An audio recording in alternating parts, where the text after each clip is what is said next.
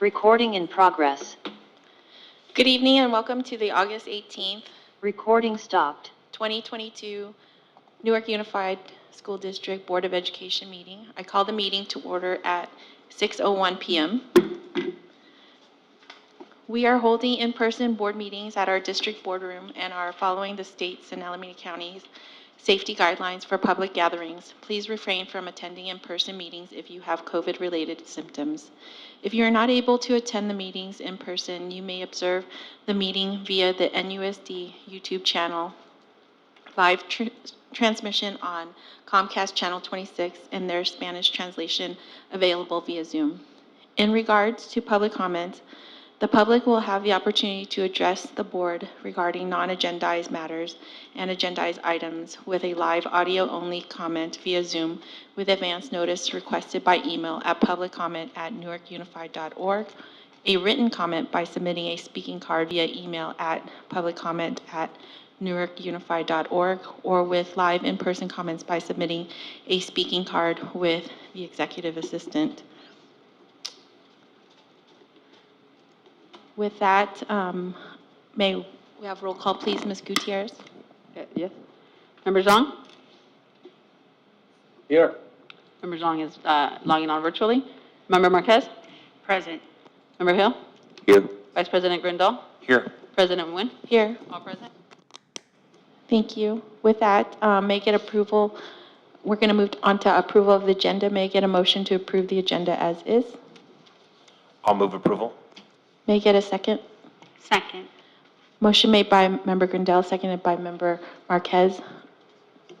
And we will be voting, roll call?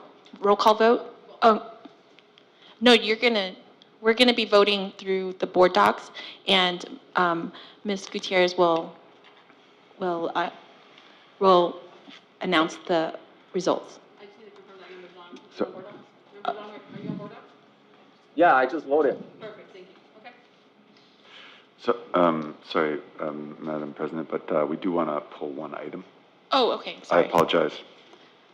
Do we have to rescind the approval? May I get a motion to rescind the approval? I'll move to rescind the approval. I second. Okay. Motion made by Member Grindal and seconded by Member Marquez to rescind the approval so that staff can pull an item off the agenda. Thank you. Apologize. I was, Oh, I'm needs to be sorry, voted. we have to vote. What's the item? To rescind the motion, the approval of the agenda. The vote wasn't taken. Oh, we already took the vote we to took a approve. vote. Okay, yeah, Yes. go ahead. We need to vote to rescind. Vote to rescind. You send that through the board docs? No, can you do a roll call for that? Okay, we will do a roll call for that. Member Zhang, how do you vote? Yes. Member Marquez? Yes. Member Hill? Yes. Member Grindal? Yes. I'm also yes, 5 ayes to rescind the approval of the agenda. Dr. Triplett? Thank you, President Nguyen. Yeah, we'd like to pull 12.3, the Newark Junior High 22-23 school site plan for student achievement. We plan on bringing that back at the following meeting. Okay, thank you. Okay, may I get a motion to approve the agenda with item 12.3 removed and brought back for next meeting? I will move to approve the agenda. Deja vu. Thank you. May I get a second, please? I second. Motion made by Member Grindal, seconded by Member Hill, and then we'll be board doc voting. Correct. And it's still open so you guys can adjust your vote if needed. Okay.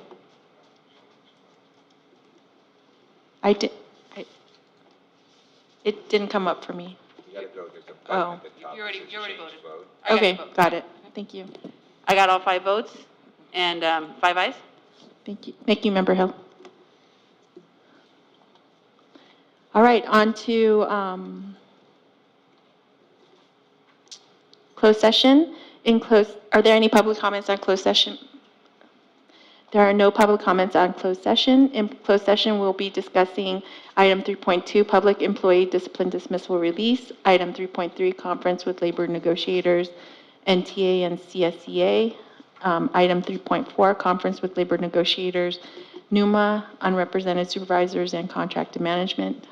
Item 3.5, conference with labor negotiators. Um, nu- Is that on twice?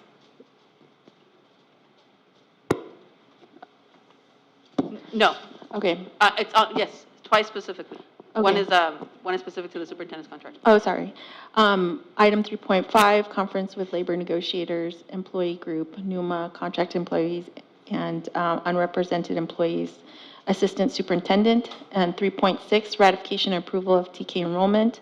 3.7, conference with legal counsel, anticipated litigation. And 3.8, conference with legal counsel, existing litigation. We move to recess to closed session. Thank you.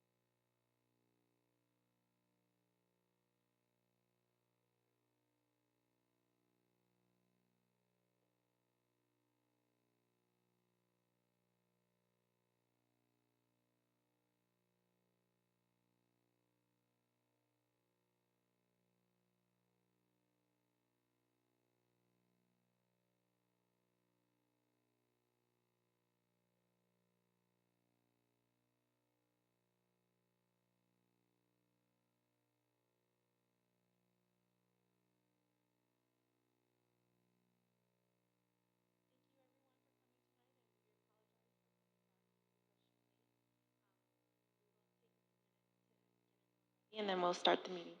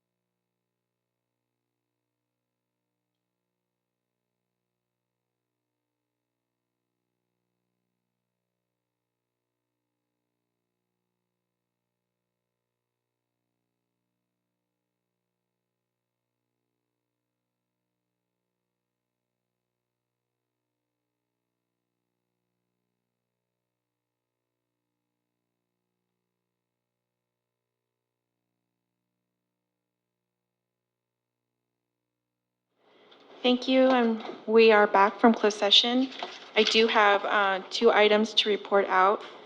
Closed session item 3.8, conference with legal counsel, existing litigation. In closed session, the board considered the claim of Kelly Burkhead, claim number 6094447, and decided to accept the claim by a vote of 5-0, with a motion made by myself and seconded by Member Hill. And our second item is 3.6, ratification and approval of TK enrollment. Motion made by Member Grindel, seconded by myself to approve 7 TK enrollments with a vote of 5-0. Thank you. On to Pledge of Allegiance. We have our new student board member tonight, Diego Torres. And Diego, would you like to lead us in the Pledge of Allegiance tonight? Please stand. Please stand. And welcome. Allegiance to the flag of the United States of America and to the republic for which it stands, one nation, under God, indivisible, with liberty and justice for all. Thank you, Student Board Member Torres. Okay, on to item 6.1, student report from Newark Junior High, Alternative Education, and Newark Memorial. Do we have any students from the junior high, Ms. Gutierrez? Only the, Okay, we only have report from the high school. So, student board member, you have the floor.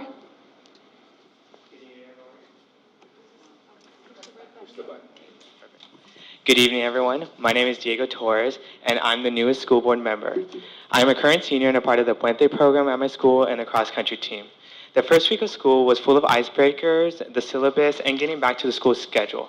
It has been a smooth transition to this year with the new admin team of Dr. Rich, Mr. Murphy who's in the back over there, and Coach Brown, who have been constantly engaging with the students. With the first full week of school starting, the lessons have begun and so have many fun events. Last week we had our Blacklight Assembly, where we had multiple performing clubs such as the Cheerleaders, Creators, Cheer, and Indo-American. Thank you again, Superintendent Dr. Triplett, President Nguyen, and Member Grindel for attending.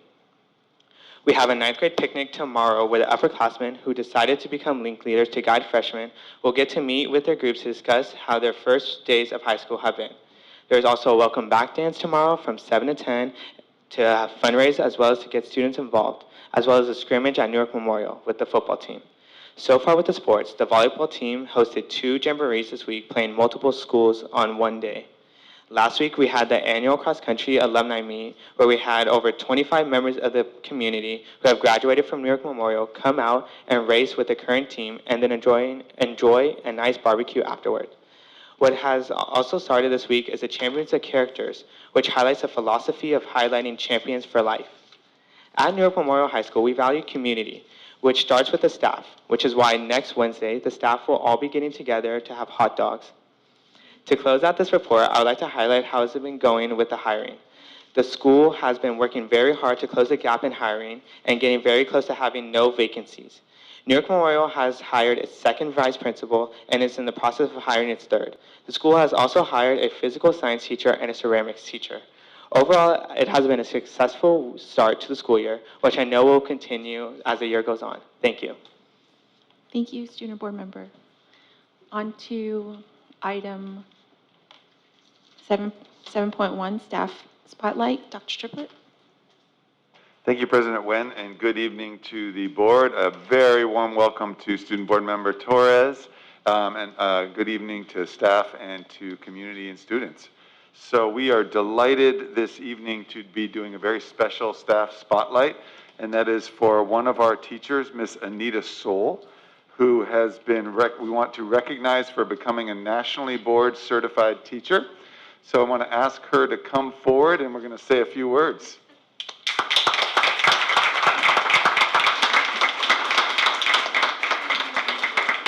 Ms. Soul, if you can come on up. Yeah, there you go. We get to embarrass you for a moment. So we are thrilled to recognize and celebrate Miss Anita Soul for her dedication to education and to becoming a nationally board certified teacher.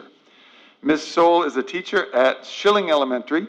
She is part of the dynamic dual language immersion program, teaching grades 1 students. Ms. Soul has her teaching credential and her BCLAD authorization. She is certified in English as a new language, which requires evidence of accomplished pedagogy and teaching around language acquisition.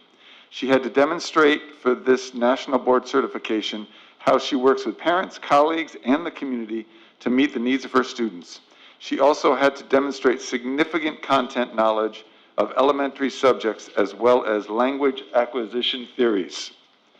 As a nationally board certified teacher, Anita represents the top level of teachers throughout the country. 4 components of this accreditation include an assessment, reflective practice focusing on student needs, submitting a teacher practice video, and writing commentary that analyzes, reflects, explains the impact on students, and demonstrates the ability to get to know students. National board certification involves a 1 to 3 year process in which candidates submit 4 components that show evidence of accomplished practice. This is a voluntary process created by teachers and assessed by teachers. There are 25 certificate areas, and each certificate has a set of teaching standards that were written by accomplished teachers in that certificate area. They create a vivid picture of what accomplished teaching looks like in that certificate. So on behalf of the board and all of Newark Unified School District, Ms. Soul, we're so proud of you. We're honored that you are one of our teachers. And if everyone could just please join me in recognizing and celebrating Miss Anita Soul. Thank you. Thank you.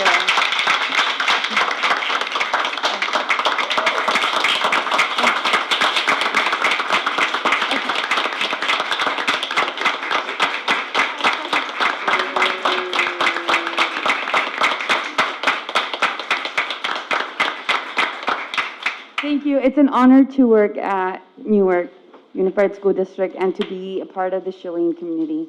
I appreciate your honor, and I serve with gratitude and appreciation. Thank you. Thank you.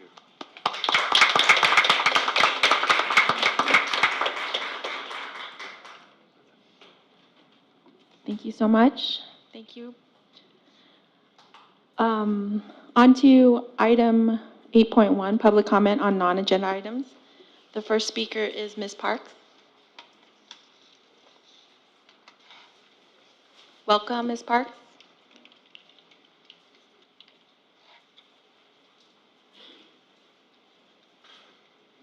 Good evening. I understand this is the Newark Unified School District Board meeting in public. However, there are required measures for you, our elected or appointed officials, to listen to your constituents. These required measures exist in the Brown Act. Government Code 54950 says, in enacting this chapter, the legislature finds and declares that the public commissions, boards, and councils and other public agencies in the state exist to aid in the conduct of the people's business. It is the intent of the law that their actions be taken openly and that their deliberations be conducted openly. The people of this state do not yield their sovereignty to the agencies which serve them. The people in delegating authority do not give their public servants the right to decide what is good for the people to know and what is not good for them to know. The people insist on remaining informed so that they may retain control over the instruments they've created. The board is not one single individual. It is a body. Yet the changes represented on the agenda this evening were not constructed by a body who collaborated to make these changes. I'm sure for some speakers it will be convenient to comment at the beginning of the meeting and leave.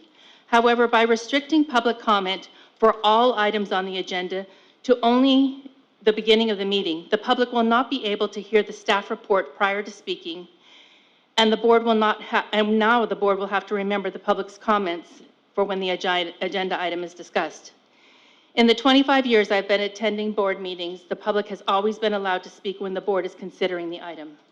This action appears to be an effort to minimize and stifle public input. To prove it isn't a way to stifle public input, later this evening under board request, please request to offer two options. Allow the public the opportunity to speak in the beginning of the meeting or when the board is actually considering the item. Thank you. Thank you, Ms. Parks. Our next speaker, Ms. Diana Castro.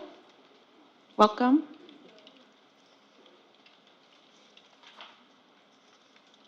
Hola, muy buenas noches. Buenas noches, mis queridos miembros de la Junta Directiva. Me gustaría empezar dándole las gracias a nuestra presidenta Nuen por su gran trabajo y dedicación a nuestros estudiantes. Yo he sido testigo de su gran pasión y dedicación. Es incomparable. Su dedicación de ella, además, me gustaría darle las gracias porque ella siempre ha estado pensando en nuestros estudiantes.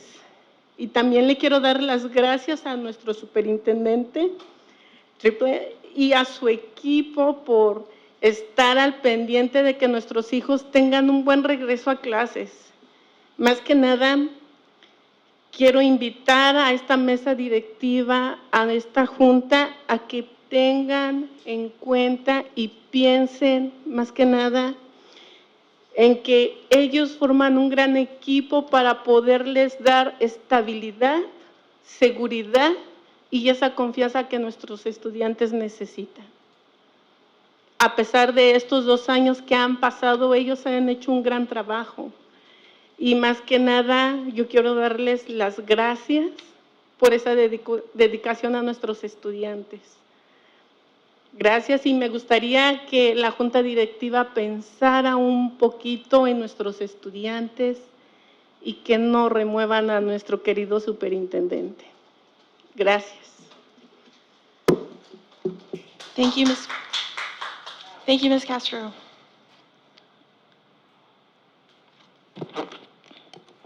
Would you like me to translate? Yes, please. In summary, the statement was saying thank you to President Nguyen for her passion, her dedication, and would like to thank her for everything that she does for her students. She would also like to thank Dr. Triplett for having a proper and good back-to-school opening, and she invites the board and the rest of the team, and asks the board and the rest of the team to be able to provide stability for the students. She thanks the staff for all they have done, dedication to the students, and implores to the board to please continue to keep Dr. Triplett on board. Thank you so much. Our next speaker, Ms. Angela Silvera.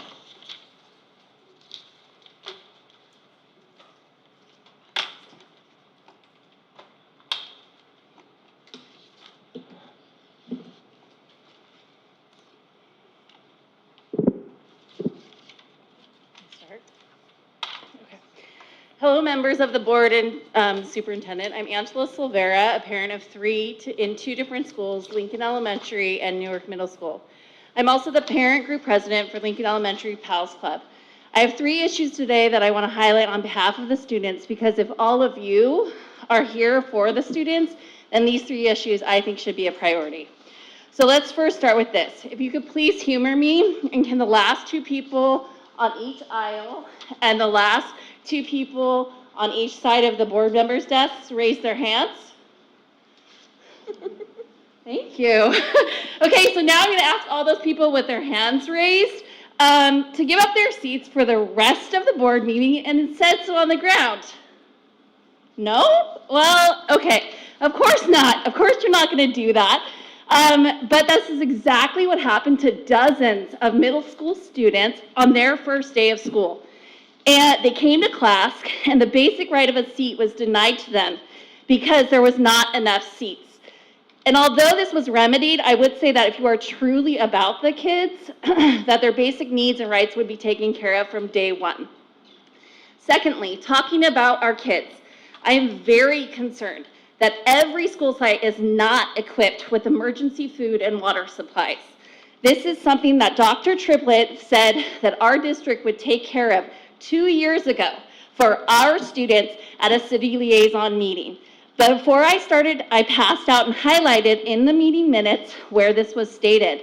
Given the current environmental and political climate, it only makes sense to be prepared. So let's be prepared and equip each school site with the emergency supplies they need. Third, volunteers. I am a volunteer at heart. I want to help my children's school. I want to volunteer. I would jump through basically any hoop to volunteer, and I have. I've had TB testing. I signed in. I got fingerprinted. I paid for myself. I signed up and for scheduled times. I signed out. I wear a badge. I fill out a form every single year. And honestly, I think there's more, but I just couldn't remember everything I do, but I do it. And right now, you are not letting any volunteers on campus. The CDC has downgraded their COVID rules, but you have it. It's undeniable how much more teachers can do with volunteers helping them.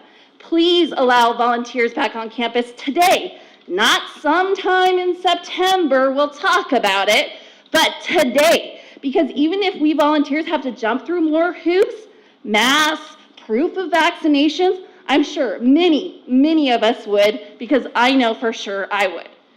And although I have more I would like to say about electronic marquees, substitutes instead of full-time teachers, not having quality security cameras, etc., messed up schedules for the middle schools, for now, those three main points I brought up, student basic needs being met, emergency supplies for schools, and volunteers back in the classroom right now are what I want you to keep in mind. Thank you. Thank you, Ms. Silvera. Our next speaker, Mr. Eric Tam. Welcome.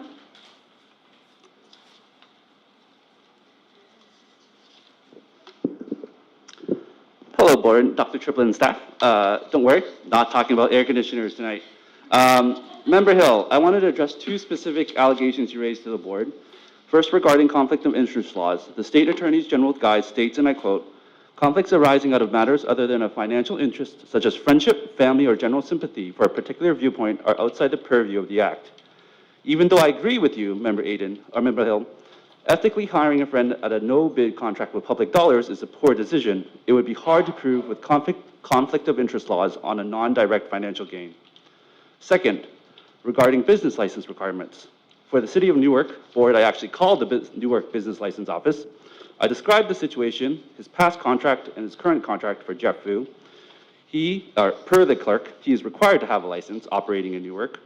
And as of this afternoon, our City of Newark database still does not have Mr. Vu registered. The licensing clerk told me about the Newark Municipal Code, where Title V business licenses per 1.16.10, infraction penalties start at $100 for the first time, up to $500 for the third time. But Section 5.04.210, enforcement. If enforcement is necessary, then the penalty is a misdemeanor, which is a penalty of $1,000 and or 6 months in jail time.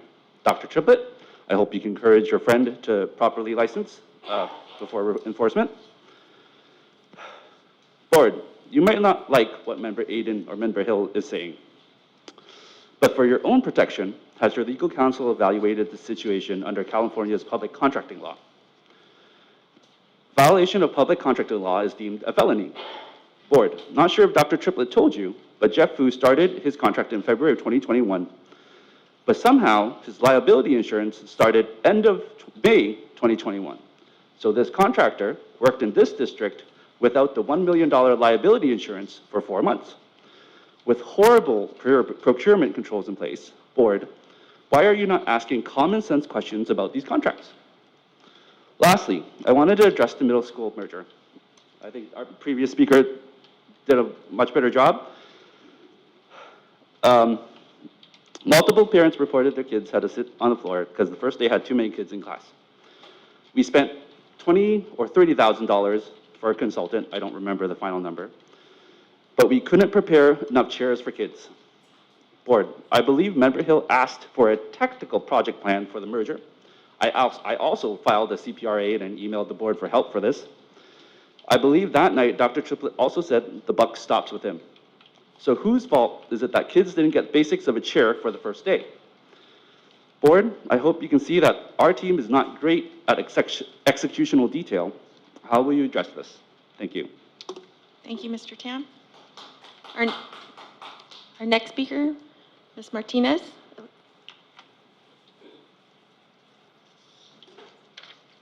Welcome.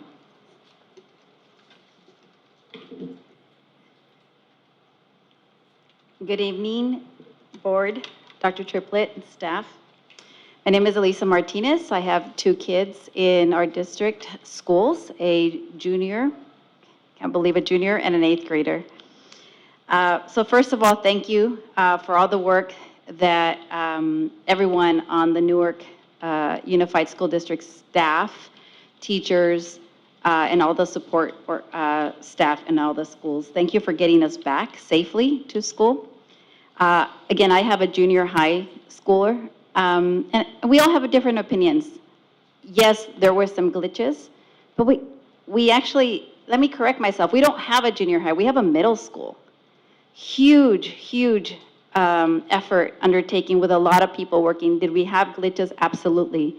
Do I throw tomatoes at everyone because something didn't go right? No. I am very thankful and appreciative. I picked up my son on the first day of school, and you could tell who the 6th graders were. They were just, smiling and skipping. And so it seemed to me, yeah, there was some issues, but people were happy. Let's focus on that, for God's sake. On the high school, I think student member Torres spoke about the work that's being done. Again, great reports, at least from my daughter. I actually want to call out a special shout out to the new administrators and the team there. We've been getting a lot of communication, a lot of introductory memos. Makes me feel pretty good about what's going on there. So I just really want to commend you for that. To the entire board, I respectfully ask that you all think about and remember why you're here. The dais is not your platform to continue to spew your general discontent, your personal grievances, and your conspiratory accusations. This is a place to solve problems for our students, for our teachers. And I absolutely, and I look at everybody here, does anybody really believe that anybody around this dais is here to pull one over on us, to pull some shady business? Come on, let's get over that. Let's talk about how we're going to work together. I just want to say that I think that many of us in our community are ready to do the work to continue to make our district what it needs to be.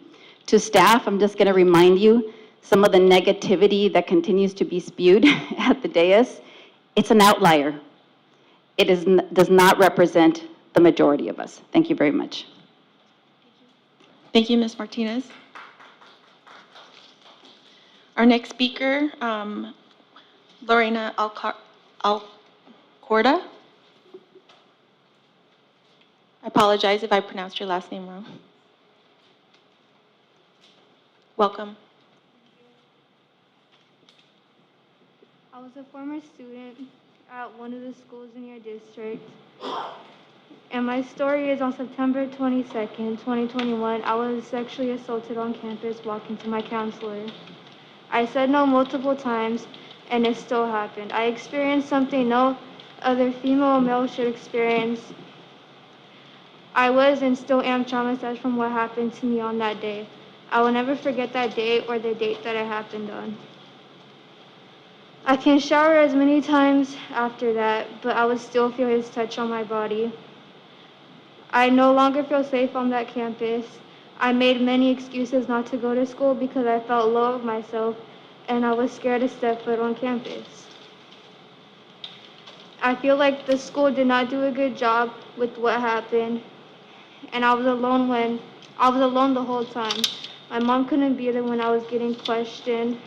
I couldn't have an adult with me, and they told me not to say anything about my sexual assault.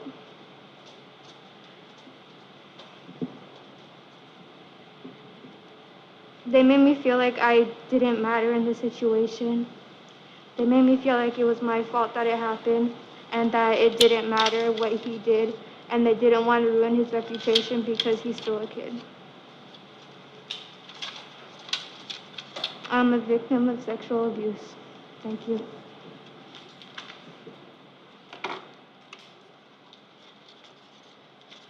Thank you, Ms. Alcorda. Our next speaker is Guadalupe Lopez.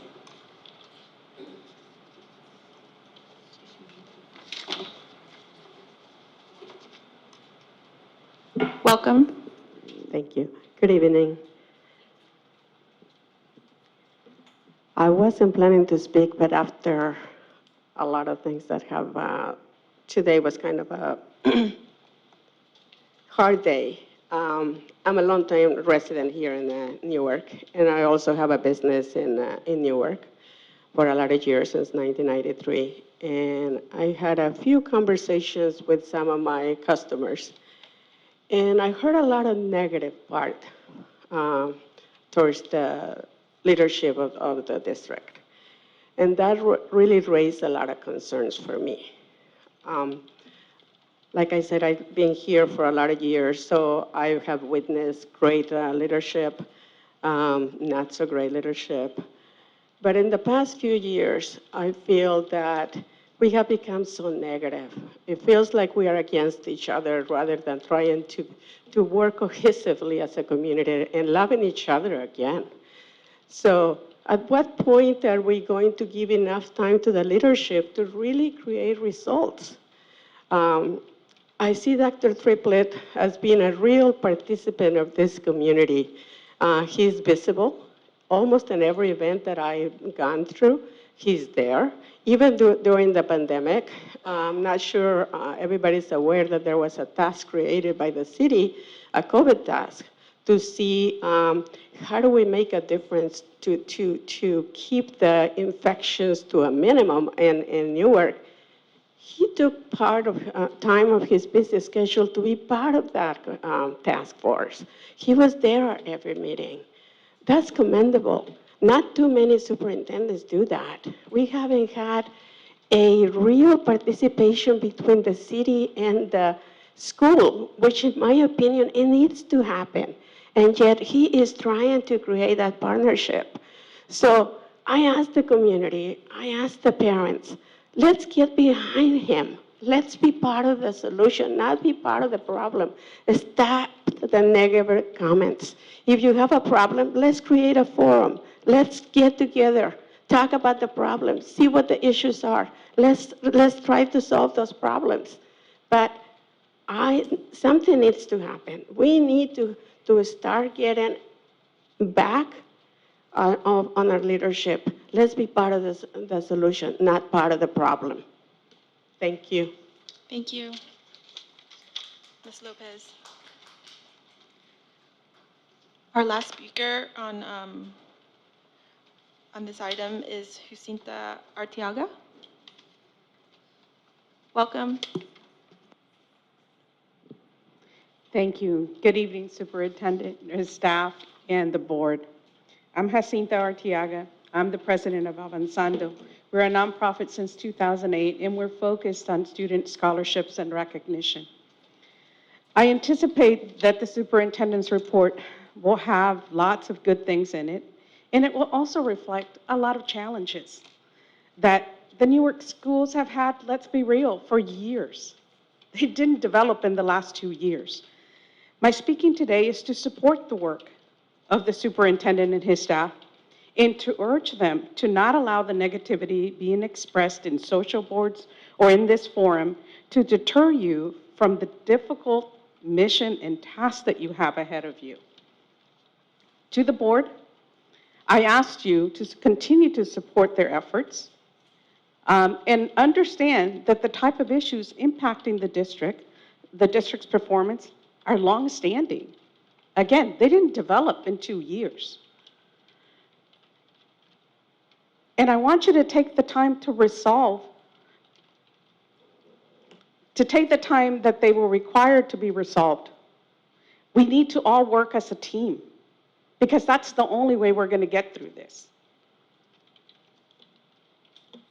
And I, for one, want to thank the superintendent for his efforts and his professionalism through the veiled attacks that I see through the Zoom meetings, the negativity being expressed by those that speak here who are only in support of one of the board members who continues to seem like he's not doing the research he should be doing before coming on here and making personal attacks.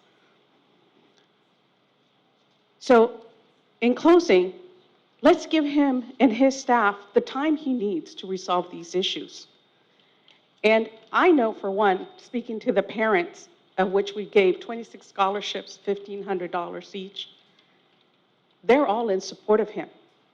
So again, I urge the board, listen to those parents and don't be so focused on the negativity and whatever agenda is coming to you here. Thank you. Thank you, Ms. Arteaga. Our next speaker, Luis Sanchez. Welcome. How are you?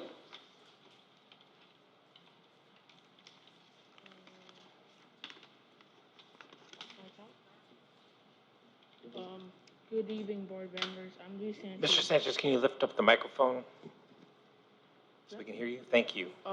Good evening, board members. I'm Luis Sanchez. I currently go to Newark Junior High. I'm here to support Dr. Triplett since he began his job. I've seen him many times at my previous school. He takes notice and treats us with respect. He cares for the students. I would like to see more of the board members take the time to visit schools and get involved more with us students to see that having stability help us. Member Hill, the only thing I've seen in the past meetings is just negativity and intimidation. Thank you.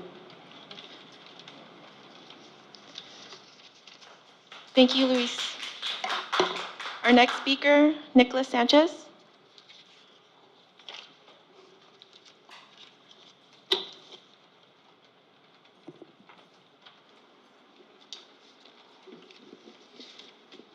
Good evening, board members. I'm Nicholas Sanchez, a Newark Junior High student, and yes, I'm here to support Dr. Triplett.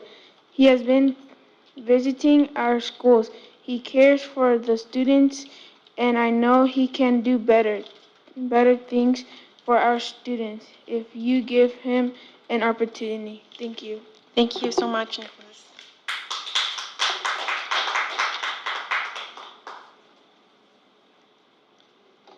Is this one? Our next speaker, Ms. Lorena Talavera.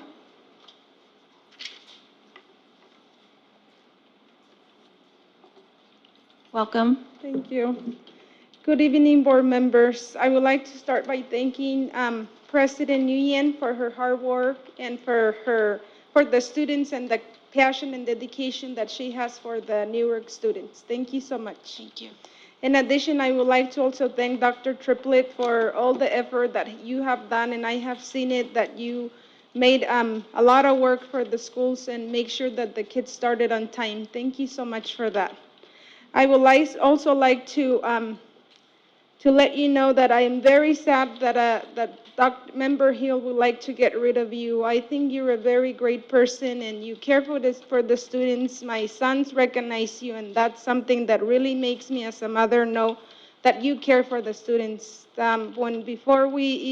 Before school started, they wonder if you were gonna come by the junior high, and to their surprise and mine too, you were there. I knew you were gonna be there, and I had that feeling that you were going to be there, and they felt more welcome being in a new school as a sixth grader and a seventh grader, knowing that you were there supporting them. They met you at Lincoln, and now they saw you in the middle school. I know that as a team, you guys, if you give him the opportunity, I know he's going to make great changes for the students, and I have trust in you, Dr. Triplett, that you're going to make very good, positive things for the students. Thank you so much for your time. Thank you, Ms. Talavera.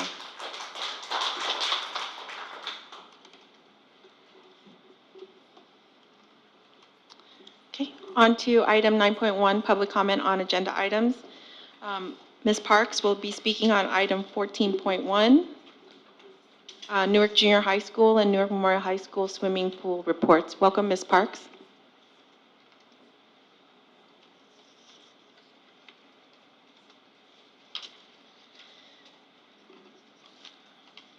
Can you please explain how this is going to work? Because I put in to speak on more than one item on the regular agenda. Yes, after you finish speaking on this item on 14.1, you will be able to speak on 14.2 and 15.2. Okay, thank you. I wasn't sure how this was going to work, for sure. I understand that this is just a staff report, but please consider the following. In the junior high report under scope, midway down page 3, it says, the following report includes a summary of existing condition, code violations, deficiencies, and proposed improvements of rehabilitation for the Newark Junior High School and its equipment. The scope of this report includes the swimming pools, pool deck areas, pool mechanical equipment.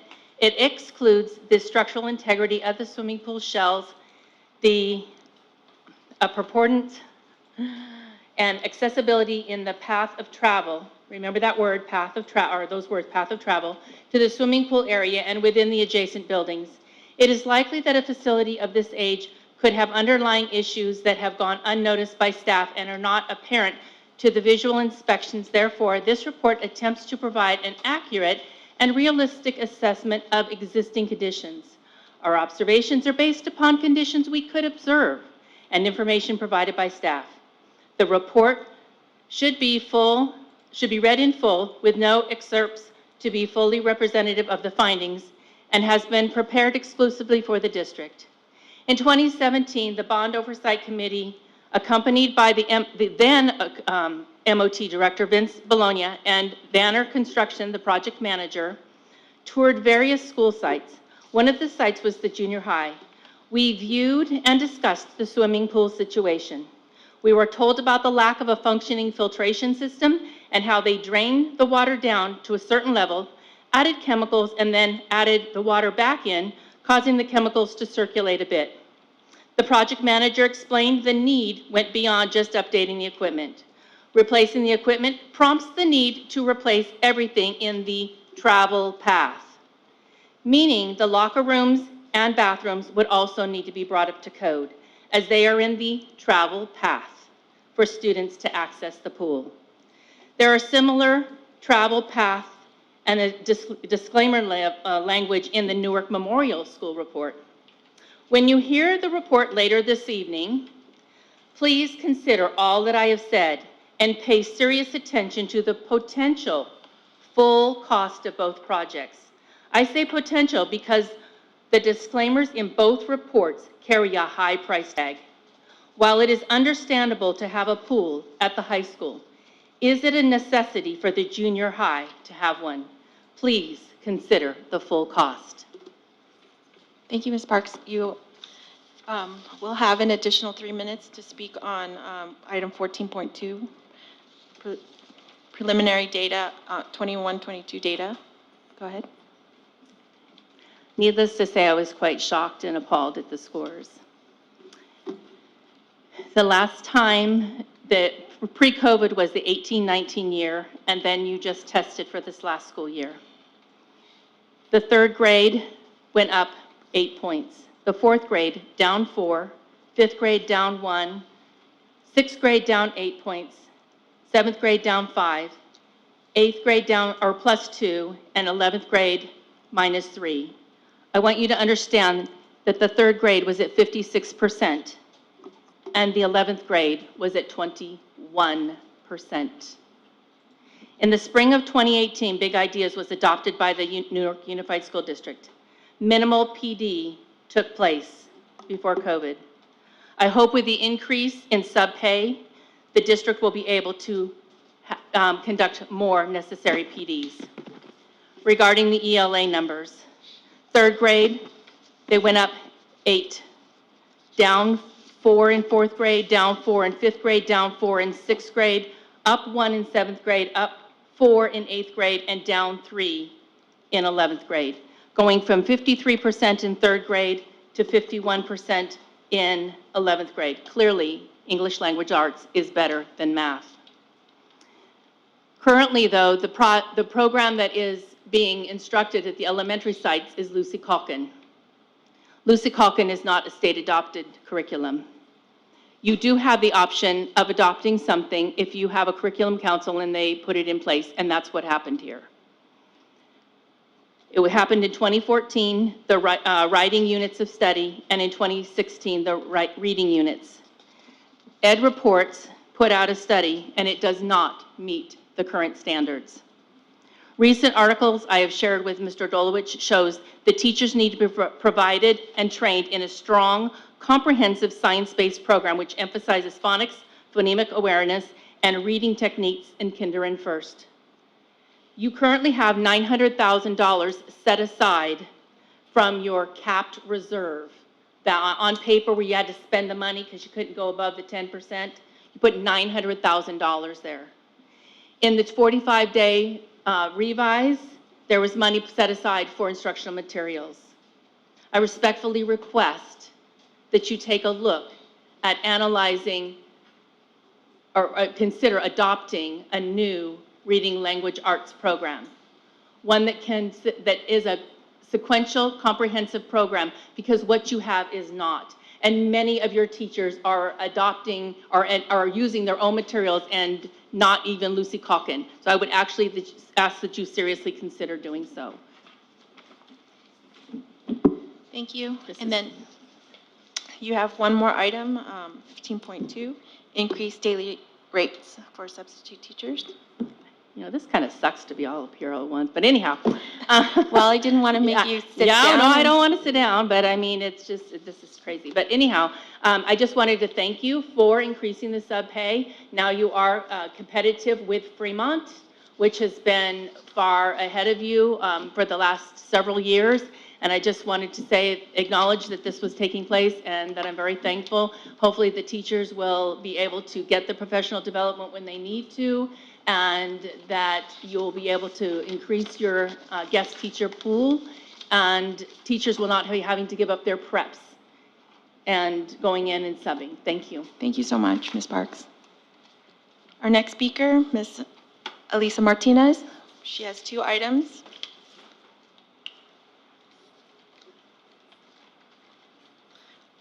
You'll be speaking on 14.1, the Newark Junior High and High School pool.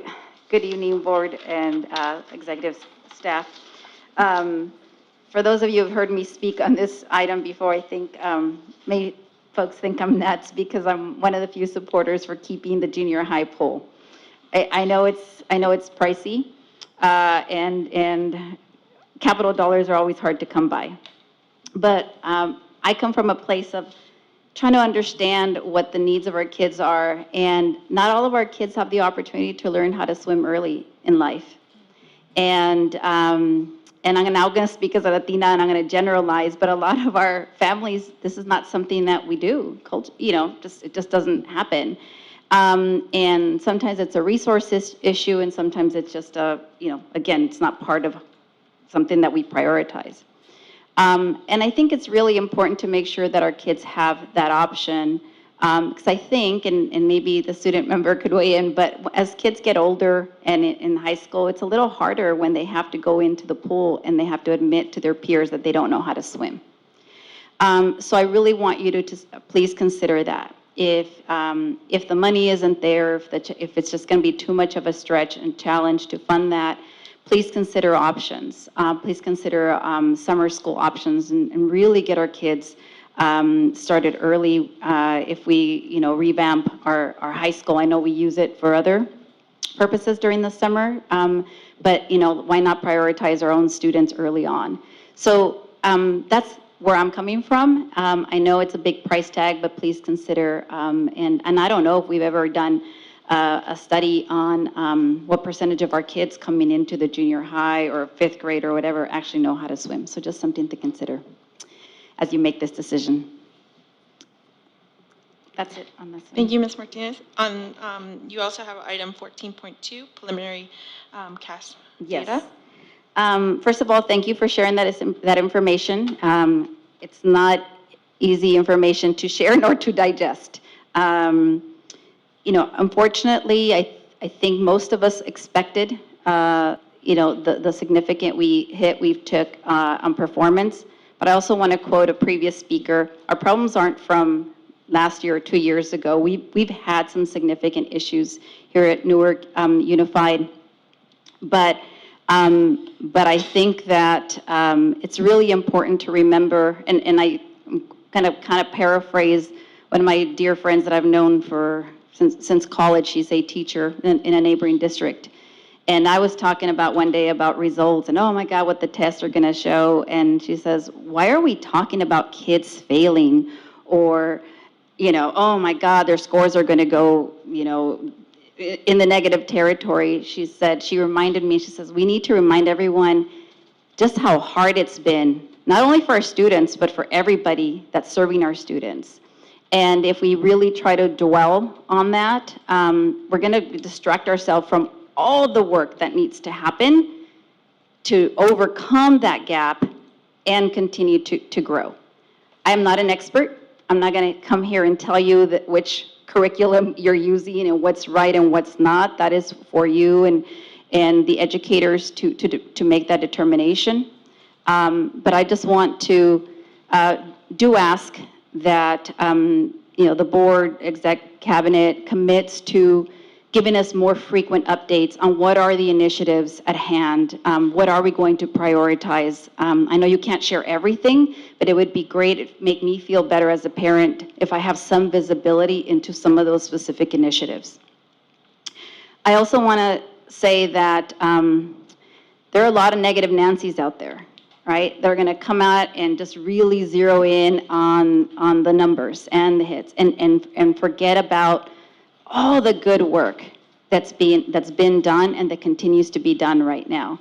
Again, please don't let that distract you from the good work. There's a lot of us in our community that are willing to do the work. So please feel free to, let us know how we can get involved. Thank you. Thank you, Ms. Martinez. With that concludes our public comments on both non-agenda items and agenda items. So on to 10.1, employee organizations. Ms. Gutierrez, do we have any representatives here tonight from our employee group? Yes, we have Numa virtually. Ms. Ditto, you may begin. Welcome, Ms. Ditto. Good evening, President Nguyen, Board of Trustees, and Executive Cabinet members. The Newark Management Association is back and prepared for another fantastic year of learning and leading.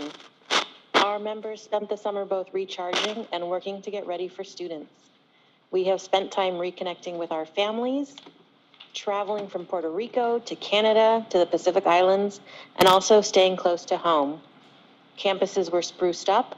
The middle school vision has taken another huge step in welcoming sixth graders, and many new projects have been dreamt up.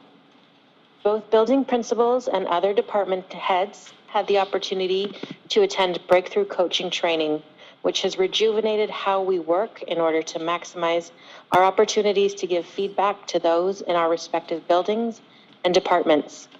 This will allow us leaders more time creating shared experiences with both kids and staff, with the ultimate goal being to positively increase student achievement and employee satisfaction. I would like to take this opportunity to also highlight the NUMA board for 22-23. I am happy to continue as president of NUMA. Joining me are Vice President Liza De Rancap Perez, principal of Lincoln Elementary, our treasurer Ashley Acosta, manager of community engagement and wellness, and our member at large Olivia Rangel, our new director of special education. On behalf of NUMA, we want to wish everyone in NUSD a fantastic 22-23 school year and continued good health. Thank you. Thank you, Ms. Ditto. We have NTA as well. Okay, thank you.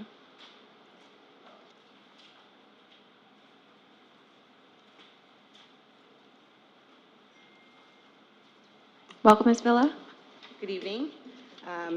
My name is Sherry Villa. I'm Vice President of our Newark Teachers Association. I'd like to give a shout out to my fellow NTA members. For this past week, you have opened your classroom doors to teach a new bunch of kids, regardless of what is going on outside of the classrooms. And USD is starting another school year with our teachers giving up their prep periods to cover multiple classrooms throughout the district that have no teacher hired.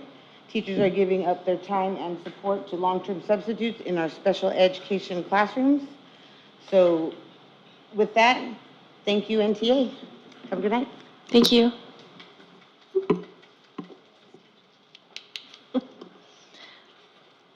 Okay, on to item 11.2, personnel report. It's a consent item, so make it a motion to approve personnel report. Motion to approve the personnel report. I'll second. Motion made by Member Marquez, seconded by Member Grandel. Student board member does not vote on personnel report, so just wanted to let our new student member know. Thank you. Thank you, Ms. Gutierrez.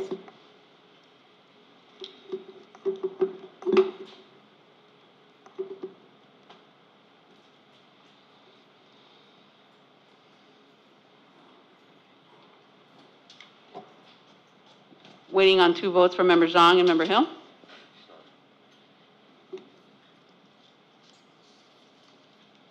All votes are in, 5 ayes. Thank you, Ms. Gutierrez. On to, oh, yes. Dr. Triplett has an announcement. Thank you, President Nguyen.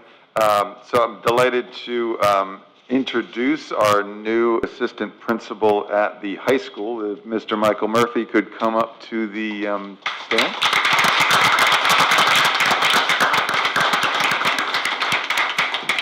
So we are very excited that Mr. Murphy has joined the team as one of the new assistant principals at the high school.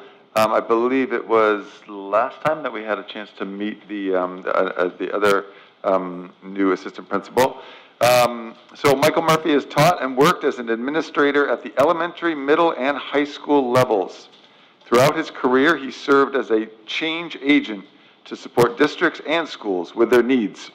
Additionally, he has worked with undergraduate and graduate students seeking licensure as both an adjunct and full-time professor for several years. He most recently served as a high school principal with Acton Agua Dulce Unified School District, and he holds the following degrees. Okay, this is going to take a minute because he's got a lot of degrees. BA in History, Philosophy, Political Science from Emory and Henry College, a master's in Curriculum and Instruction and Educational Administration from Chapman University, and an EDD, a doctorate in Educational Leadership at the University of Southern California. Mr. Murphy is excited to work with Newark Memorial High School stakeholders. He recognizes Newark Memorial's rich heritage, and he looks forward to complementing his skills and talents to support students, staff, and parents in their continual pursuit to define the school's legacy. And I will say I had the honor of seeing him in action at the Blacklight Assembly, and just love the energy, Mr. Murphy, and we're all really delighted that you've joined the family. So please welcome Mr. Murphy.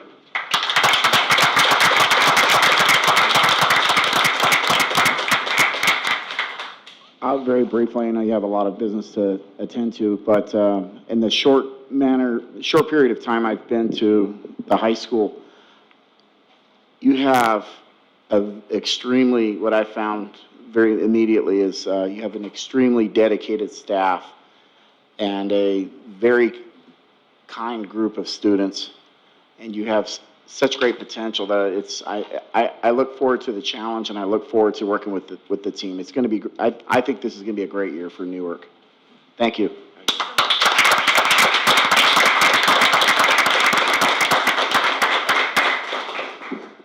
If I may, President Nguyen, I also just want to, in the PALS report, I just want to highlight how many different people the Human Resources, in partnership with the principals and school staff, have been hiring across the board: teachers, intervention teachers, office clerks, managers, custodians, etc. It's really, really been a challenge, and I'll speak a little bit more to that later on, but I just wanted to take a minute to appreciate the team for all that they're doing.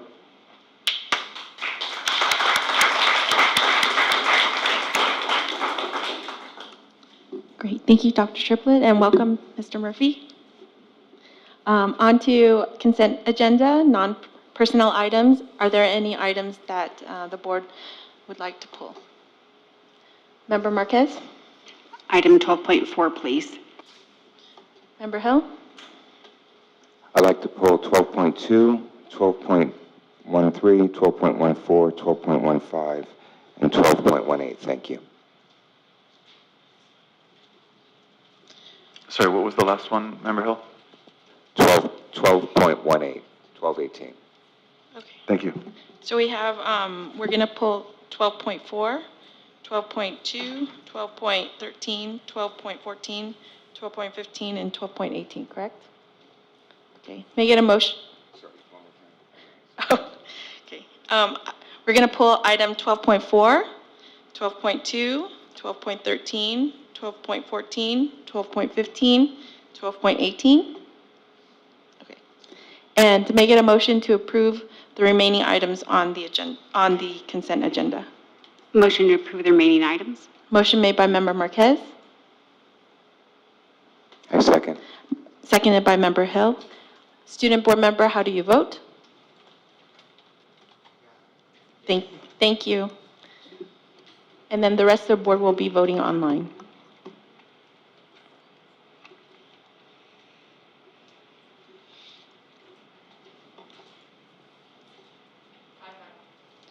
Five ayes. Thank you so much. Okay, on to item 12.4. President Nguyen? Yes. Sorry for a gentle reminder. At this point, we'll move on to 13.1, and then the pulled items will get discussed after, should be discussed after new business. Are we? In 17.1. Oh, yes, I'm sorry. Thank you. Thank you for the reminder. Okay, on to item 13.1, Superintendent Report. Thank you, President Nguyen. So to kick off the superintendent report, Ms. Gutierrez, if you could put it on the screen. This evening, wanted to talk about enrollment, give a brief enrollment update, talk a little bit about the start of school and how we've kicked off, some of the challenges, and then a few other updates. So just starting with enrollment. Oops. I think this is the wrong okay, there we go. Oh, you know what? This is the, Ms. Gutierrez, I think we have the wrong slide deck here.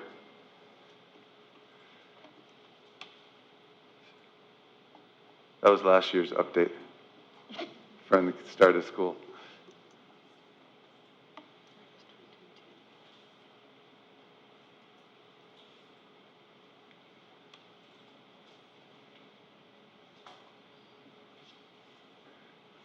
I was having flashbacks there for a minute. So, just starting with the enrollment update. So as usual, we want to share out the current enrollment as of the 16th this week in comparison to our projections. So as you can see, in our elementary schools, we were projected at 2,243 students. We currently have 2,260, so that's exciting. We've actually exceeded our projections. The junior high, we were projected at 1,064. And we currently have 1,084, so another point where we've exceeded expectations. And then the Memorial is likewise, we were projected at 1,536, and we are currently at 1,553.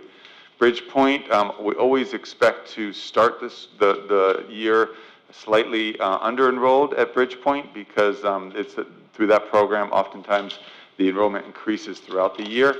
And so projected at 61, currently enrolled at 57. And then Crossroads, our virtual program, we did project at 161 based on our numbers from last year, but currently we are enrolled at 62 students at Crossroads virtual. So overall, you can see total projections for the year were 5,065, and we are currently at 5,016.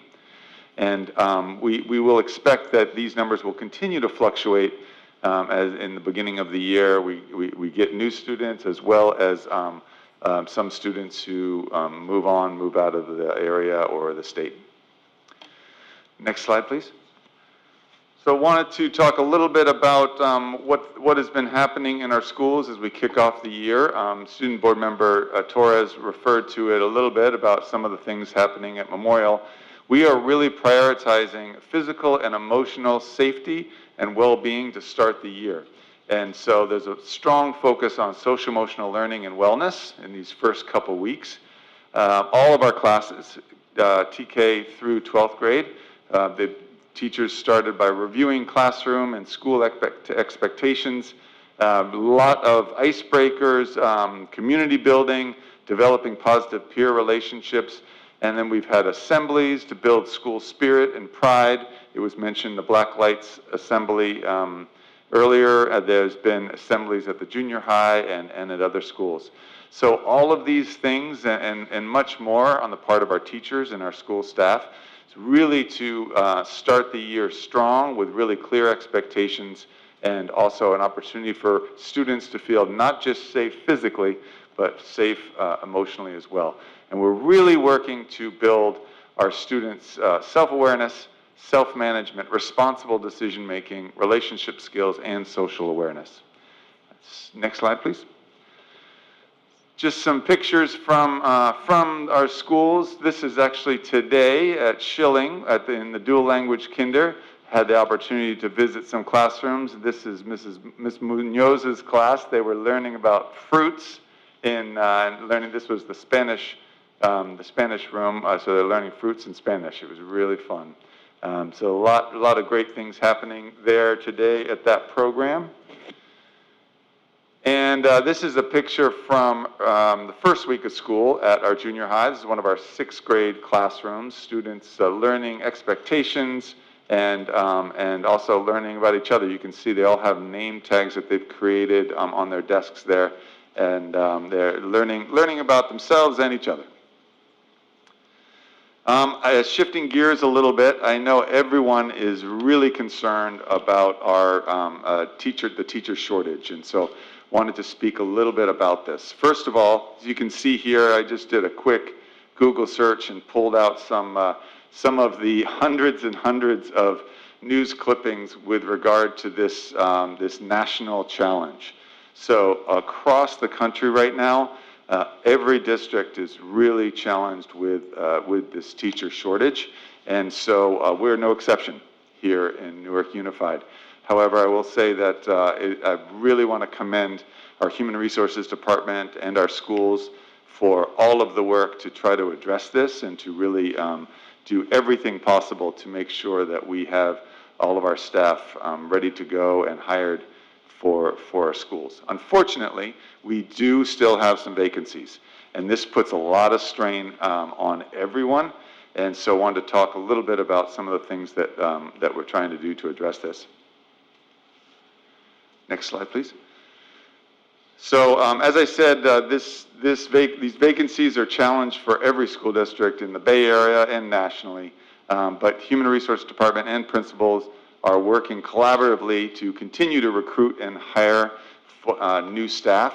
There are not a lot of new applicants at this point in the year because at this point most teachers have already been placed in a school setting. Some of the other strategies we're using, we're reaching out to retirees to see if there's any interest to fill current vacancies with consistent staff that know our system and know our students and community. We have also been working hard to get long-term substitutes with qualifications to be certified by the California Commission on Teacher Credentialing. So these are long-term substitutes who have this special credential. And when long-term substitutes are not possible, or we do not have enough, then we also have day-to-day substitutes or guest teachers that we're utilizing. And you'll see later on in the agenda that we're putting forth a recommendation to increase the daily pay rate for our substitute teachers. Unfortunately, we are in situations where we do not have enough long-term nor day-to-day substitutes, and in those cases, unfortunately, we're having to ask teachers and administrators are having to actually substitute for periods or for the day when it's necessary. And I just want to, number one, call out and appreciate our teachers for this, and also just recognize how hard, what a strain this is on our teachers. They have prep periods, and for them to have to substitute during the prep period is really challenging. So we're trying to do everything we can to mitigate that. In addition, we have our department chairs, our grade level teams are supporting in the classes where there are vacancies. And then finally, district office staff and school administration has also been covering classes. So we continue to hire. We are continuing to make offers to candidates and continuing to get folks in. But this is something that's going to require all of us to continue to really focus on this, and it is our current reality. Next slide, please. Lastly, I just wanted to remind everybody we are continuing with our More Than a Meal campaign. So a critical part of our funding stream is from when families fill out the More Than a Meal application. Although we are currently across the country providing free meals for students regardless of any sort of criteria. We desperately need everyone to complete the More Than a Meal application because this is how we do get funding for our schools. And it also is a program that has a lot of different benefits. So benefits include discounts on home internet costs, college application fee discounts, like I said, increase in school funding, summer camp discounts or qualification for certain scholarships, including at the in the Parks and Recreation Department here in Newark, and also discounts on different fees for SATs or AP tests and things like that. So really want to, we need everybody's help to make sure that every family is filling out one of these applications. And I am going to ask Ms. Dela Cruz, did I forget anything about this? I covered it. Yeah, I think.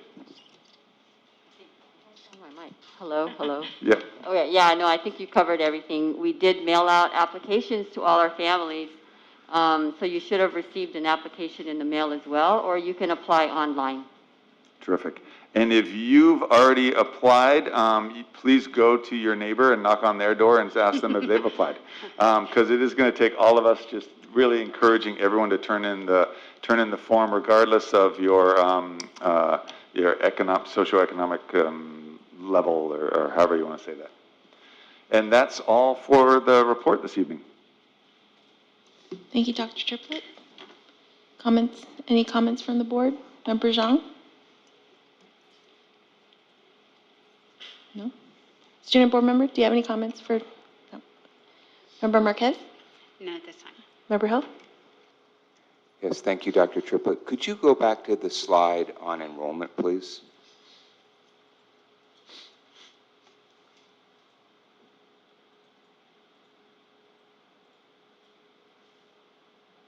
Thank you.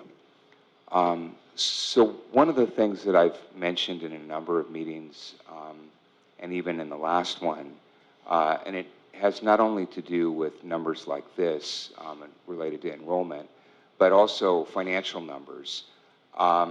It's really kind of a standard practice to, not only have your forecast, right, which is your projection, but then to basically show basically the history of your results and kind of show your baseline and how you're moving from your baseline, because that's really important information. And so when we just have like a projections number and then we have the latest enrolled, it's a little bit challenging to see what's going on.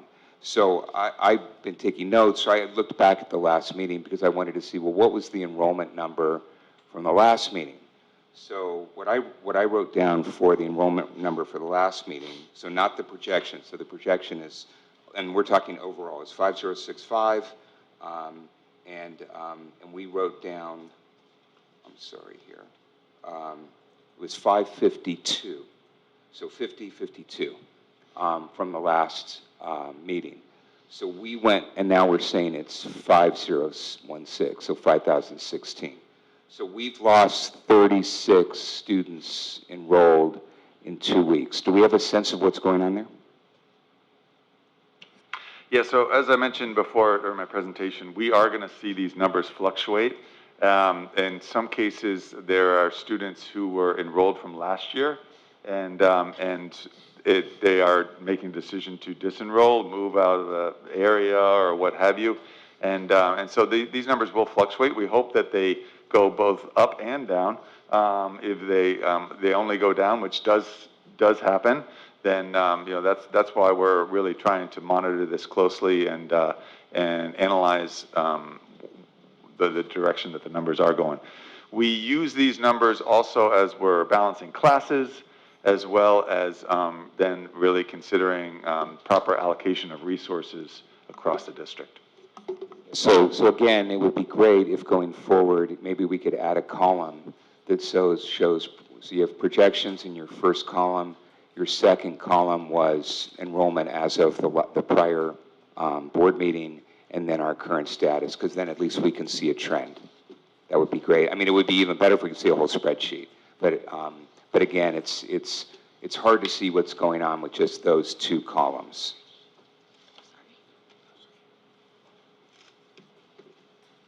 And that's it. Thank you. Thank you, Member Hill. Member Grindel? Yeah, just a couple things. I keep seeing it being referred to as Newark Junior High School. At what point do we all start calling it middle school? Yeah, thank you.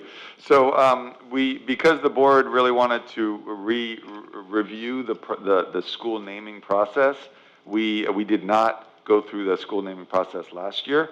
Instead, really wanted to have a chance for the board to discuss, which I believe happened in June. So our plan is for this year to have a thorough process of renaming, where we're really engaging the community, engaging students, families, staff, and community members in the renaming. So that's why we didn't change the Newark Junior High School yet, because we want to make sure that we do a really inclusive process. So we are fluctuating by calling it the middle school, but technically, officially, it is still Newark Junior High until we've gone through that process. Sorry, one more thing. Can you send or make available on the website the graphic for More Than a Meal, so that board members and other interested community members can share that on their social media feeds? Absolutely, thank you. Thank you, Member Grindel. That is a wonderful point. And thank you, Dr. Triplett, for the superintendent report. On to item 14.2, preliminary 2021-22 CAPS and CAS data overview. Dr. Triplett. Oh, I'm sorry, I skipped over the pool. Sorry, Ms. Martinez and Ms. Parks. Item 14.1, Newark Junior High School and Newark Memorial High School swimming pool reports. Thank you, Dr. Triplett. Okay, thank you, President Nguyen. So we have a couple people who I believe are going to be speaking on this item. Is that correct, Ms. Dela Cruz? But did want to, first of all, invite up a very important person, Mr. Crosby, who is not only a social studies teacher at Newark Memorial, but has a long-standing coach of many of the different swim activities, and give him a chance to speak a little bit about his experience with the pool and some of the needs that exist at the pool. After that, we will have an opportunity. I believe we have the person who did the report. Is that correct, Ms. Dela Cruz? And just to give a little framing before we start, so but right from when I first started 2 years ago, I was hearing a lot of different opinions about what we should do with the junior high pool, as well as I am a swimmer. Actually, I swim almost every day. Well, okay, I'm bragging a little bit. I swim more like 3 to 4 times a week. So this was something near and dear to my heart, and initially really felt like, wow, a pool at a junior high, that sounds amazing. Since then, I've actually changed a little bit my perspective based on some of the analysis happening here, and we'll talk more about that shortly. But I do want to say how important it is to have aquatics in our young people's lives, and it has been incredible for me personally, and I've loved swimming in the Memorial High School pool when I first came on, and just think it's just a wonderful opportunity for our young people. So anything that we can do to really make sure that we are providing the very best facility for our young people, I think is super important. And it comes with a price tag that we will discuss shortly. So with that, I'm going to turn it over to Mr. Crosby just to say a few words about your experience with the pool and also the needs there. Absolutely, thank you. Well, first of all, I am a product of Newark Unified School District. Graduated in '89. So when I graduated, there was only a junior high pool. So our high school meets were at the junior high. So when we talk about that the place is near and dear to my heart, but I understand the complexities of the issue as well. Our high school, built in '92, so happy birthday to our high school pool.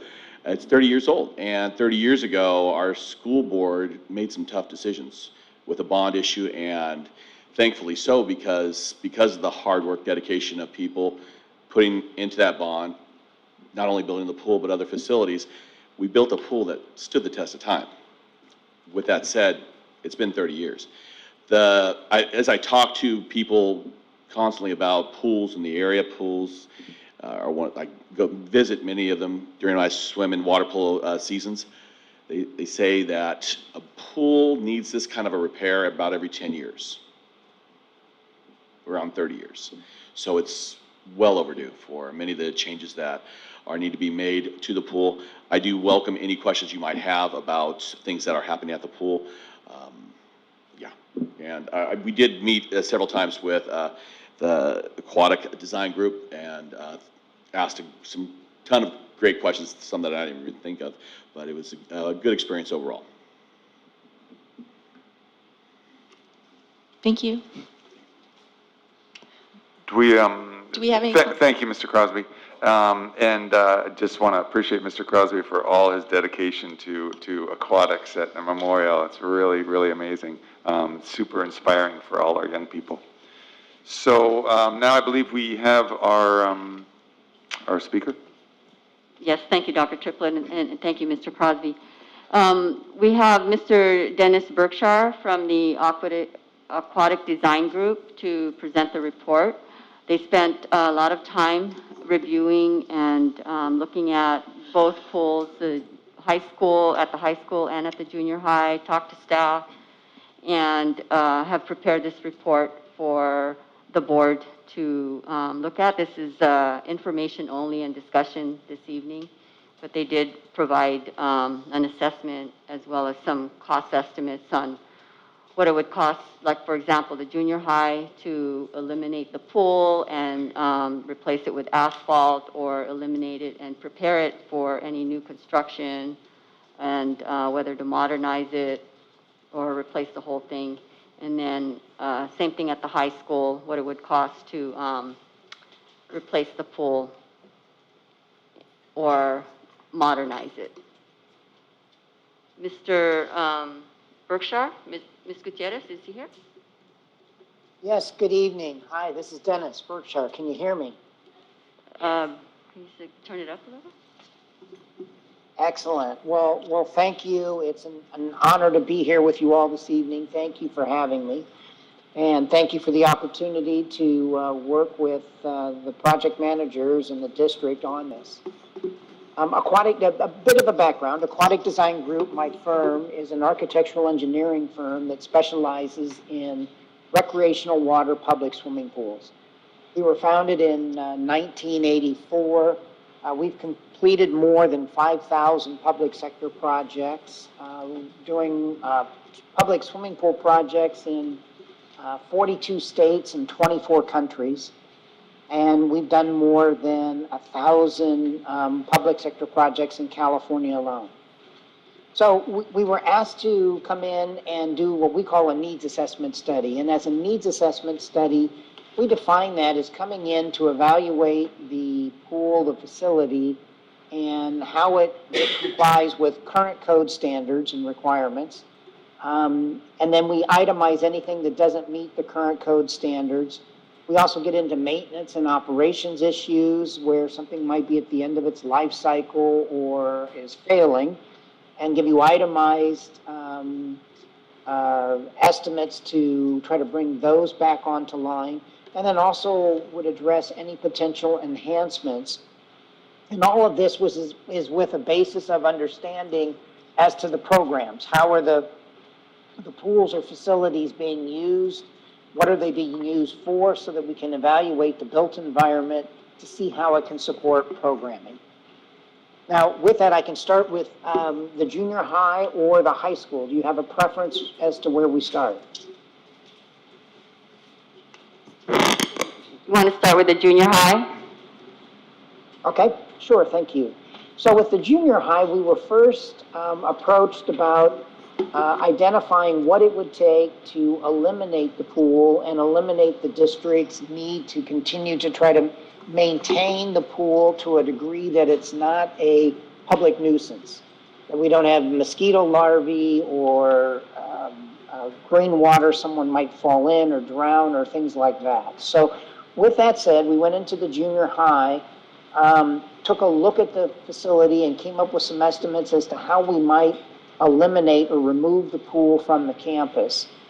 And in those options, we looked at two. And one is that the existing swimming pool is out near the turf and the field area for the school. So we looked at it and said, we can remove the fences, have the fences removed, the pool removed, the underground piping and building and all of that, and simply fill this back in and have it set up so that we could have turf or something like that over it, which would be the least expensive. And that's listed in the report as our basic eliminate the pool, which we had the $375,000 of estimated construction costs plus the 24% soft costs on top of that for that type of an endeavor.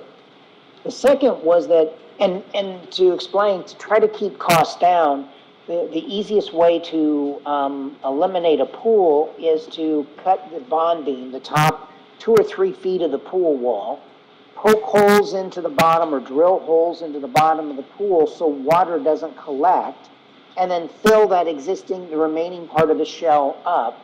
And then we can have dirt or asphalt for, play courts or something like that over the top. And that was the approach for that first estimate. In the second estimate, we looked at it and said, what if you wanted to build something? Or what if you wanted to put a portable classroom or other types of structures over the top? Then DSA is not going to let us abandon the pool in place and say we could simply build right over it. So in that second estimate, the estimate of eliminate the pool for construction, you can see then the cost went up another $100,000 to fully remove that shell and then bring dirt back in with what we call an engineered fill, meaning we're putting it in 6 to 12-inch lifts and compacting it so it's at least 90% compacted so that it would be suitable in the Division of State Architect, DSA's eyes, to be able to build something back over the top. So those were the two pieces in the report in terms of if we were to just simply eliminate the pool. And then at the same time, we were also asked, what if we wanted to bring this pool back online? And so with that, we went in and found that we had a pool that, while it's been maintained well, it's really at the end of its life cycle. The pool has water leaks such that a fill line is operating 24/7 to keep it filled with water, and so that we wouldn't have someone jumping the fence and falling into a big hole. And then all of the mechanical equipment itself is no longer going to be operable and or doesn't meet code. In addition, we looked at it and said the way the junior high pool was originally configured, it was configured with eyeball inlets where the return filtered water is brought in just below the tile line of the pool, the way a backyard residential pool would be done. But in today's code standards for County Environmental Health Code and California Building Code, it says a pool that's wider than 40 feet, which this one is, must have floor inlets so it can distribute chlorinated water evenly throughout the entire pool.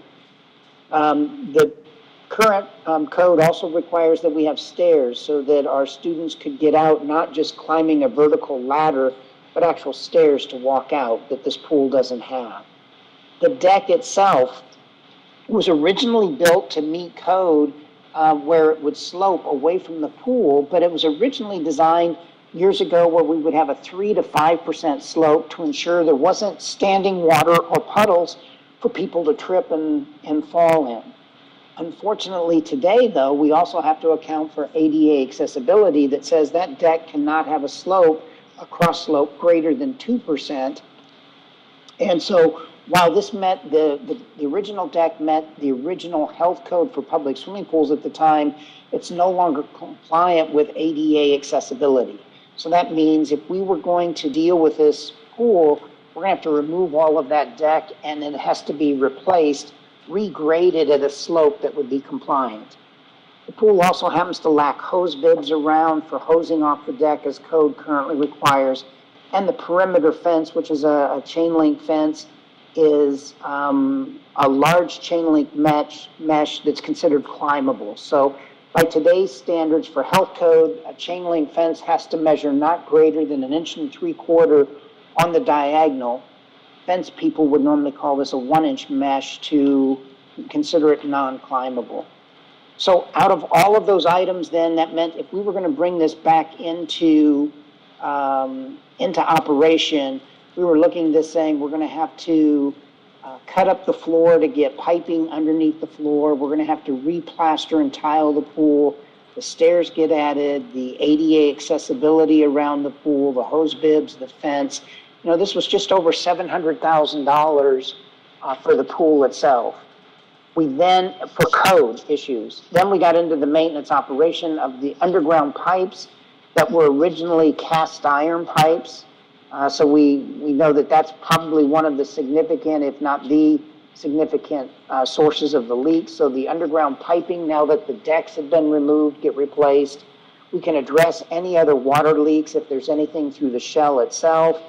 The electrical gear is rusted out, so new electrical panels and transformer, the pool heater, the filtration, the circulation pumps and motors. That was another $368,000 of estimated itemized construction costs. Then we have to put in all of the soft costs on top of that, which is where we came out that, you know, the repair to bring this pool back into operation, we're somewhere in the neighborhood of about a $1.8 million project. And to give you a reference, we also then did an estimate and said, if you were building that same pool today, basically the same size and the same place, that's roughly about a $2.5 million estimated project cost to be able to do that, to replace what was already there.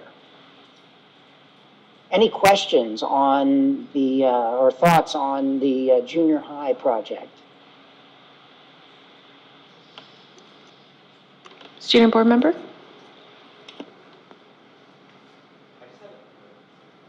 I just had a question to know how long it would take for all of this to happen, and will it be taking place during the school year or during the summertime? Great question. So if we were going to do something like this, we would have to have plans and specifications put together. This would have to go through the Division of State Architects. So I would say you're probably 3 to 4 months to have all the plans and engineering put together. This would then get submitted to DSA for review and approval. That's probably another 3 months for that process. So now we're out 6 to 7 months. Then the district could put this out to bid. That would take a couple of months to advertise, to bid, and award a contract. So now we're in the 8 to 9 months. And then the construction itself, to demolish and repair all of these pieces, is probably about a 5 to 6 month process. So all said then, we're somewhere around a year to a year and 4 months from the day someone said, let's go, to the time that we can have water in it saying, let's have a grand opening.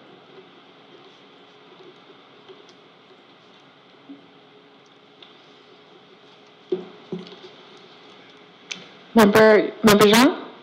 That was my question, so that we're on the same wavelength. Thank you. No, I'm fine.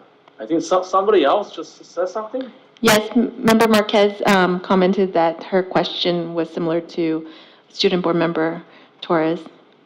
Do you have a comment, Member Zhang? No. Okay. Member Hill? So the presenter still is going to cover the memorial, the high school, correct? This is just for junior high. Yeah. Yeah, I don't have any questions for the junior high. Member Grindel? No questions for the junior high either. Middle school, I mean. I do have one question. I was just wondering, what would your estimated cost for routine maintenance, like on an annual basis? So the routine maintenance on an annual basis, that's great to understand on, what are we signing up for once we bring this back in?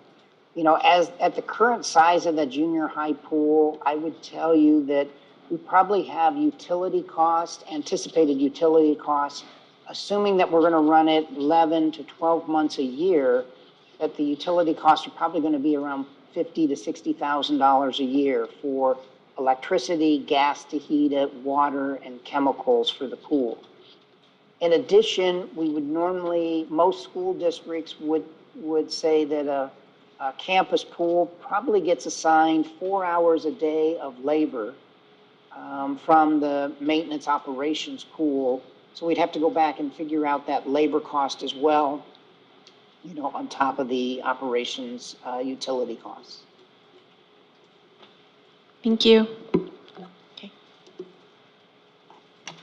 You want to go ahead and present the high school pool? Sure, absolutely. Thank you. So with Newark High School, we found a pool that's, roughly almost 30 years old, but we did find a pool that's been very well maintained, a pool that's heavily used by the district and students. And again, we took this same approach where we came in not to eliminate the pool, but to look at it from code compliance, from maintenance operations, and then opportunities for enhancement. And probably the largest issue that we found out there was the pool deck and the gutter around the pool deck itself. Now, one thing I want to point out that when I talk about something being code compliant, this could be a factor of where it met code at the time it was built, but codes have changed over 30 years. and all of a sudden now we find something that doesn't meet code. So there are times when we might look at something in a pool repair or a renovation project and say, this doesn't meet code, but we could meet with the county environmental health to see if they would allow us to continue to grandfather, or if based on what we're doing with the pool, they're going to say, we're not going to allow it to continue to grandfather under that previous approval. We want it brought up to current codes and standards. Also, as we pointed out in the report, that's something for the district and the district risk manager to look at and say, do we have to do code required, code compliance issues? Should we do code compliance issues? And that's something that can be discussed at times. So with the Newark High School, we found that the deck is cracking, it's spalling, it's got differential movement that's becoming a slip, trip, and fall issue. And to the point that the health department has started making comments about it. They haven't come in and declared it a public nuisance to the point that they would say, we're going to shut the pool down. But it is something that's going to continue to degrade, and eventually is going to get to the point where someone's going to say, you've got to fix this, or you're going to have to close the pool. The perimeter gutter for the pool, the stones are going through the same types of problems. They're degrading. And unfortunately, the rim flow gutter stones that were used for that pool was from a company out of New York that is no longer having the stones available. So we would look at, as part of that deck, to say we really do need to remove the stones and reconfigure the gutter itself to something that's modern with materials and suppliers that are readily available. In all of that work, that also means that the plaster and tile of the pool is going to be damaged when the pool's drained to do all this other work. So we called out the pool plaster and tile, which is showing signs of aging and wearing now, but not to the point where we said, oh, we have to replaster, retile this year. The other things we found were that the autofill isn't working for the pool, which is a code requirement. And there's some toe ledges, plastic steps that were put into the pool that are breaking and creating sharp abrasive edges that would be a code compliant issue. So, once again, that perimeter fence on portions of the pool, again, are the large chain link that don't meet code. So if we went through all of those items out of that code compliance, we're just over $1 million of estimated construction hard costs, not all of the soft costs included, but just over $1 million in those hard costs to bring those items all back into code compliance. Also, from a maintenance and operations, we heard from staff that the existing heating system struggles to keep the pool at the desired temperature in the coldest months. So we had a line item to add an additional heater. The pool covers that are often used are falling apart and need to be replaced. We had a number for that. There is a reported leak in the pool, so we had money to figure out where that leak is coming from, that could be addressed. Currently, the swimming pool is being treated with a tabletized form of chlorine, a calcium hypochlorite, which does work. However, it is the most expensive and the highest labor requirement of the chlorine options we can use. The advantage is it's easily deliverable.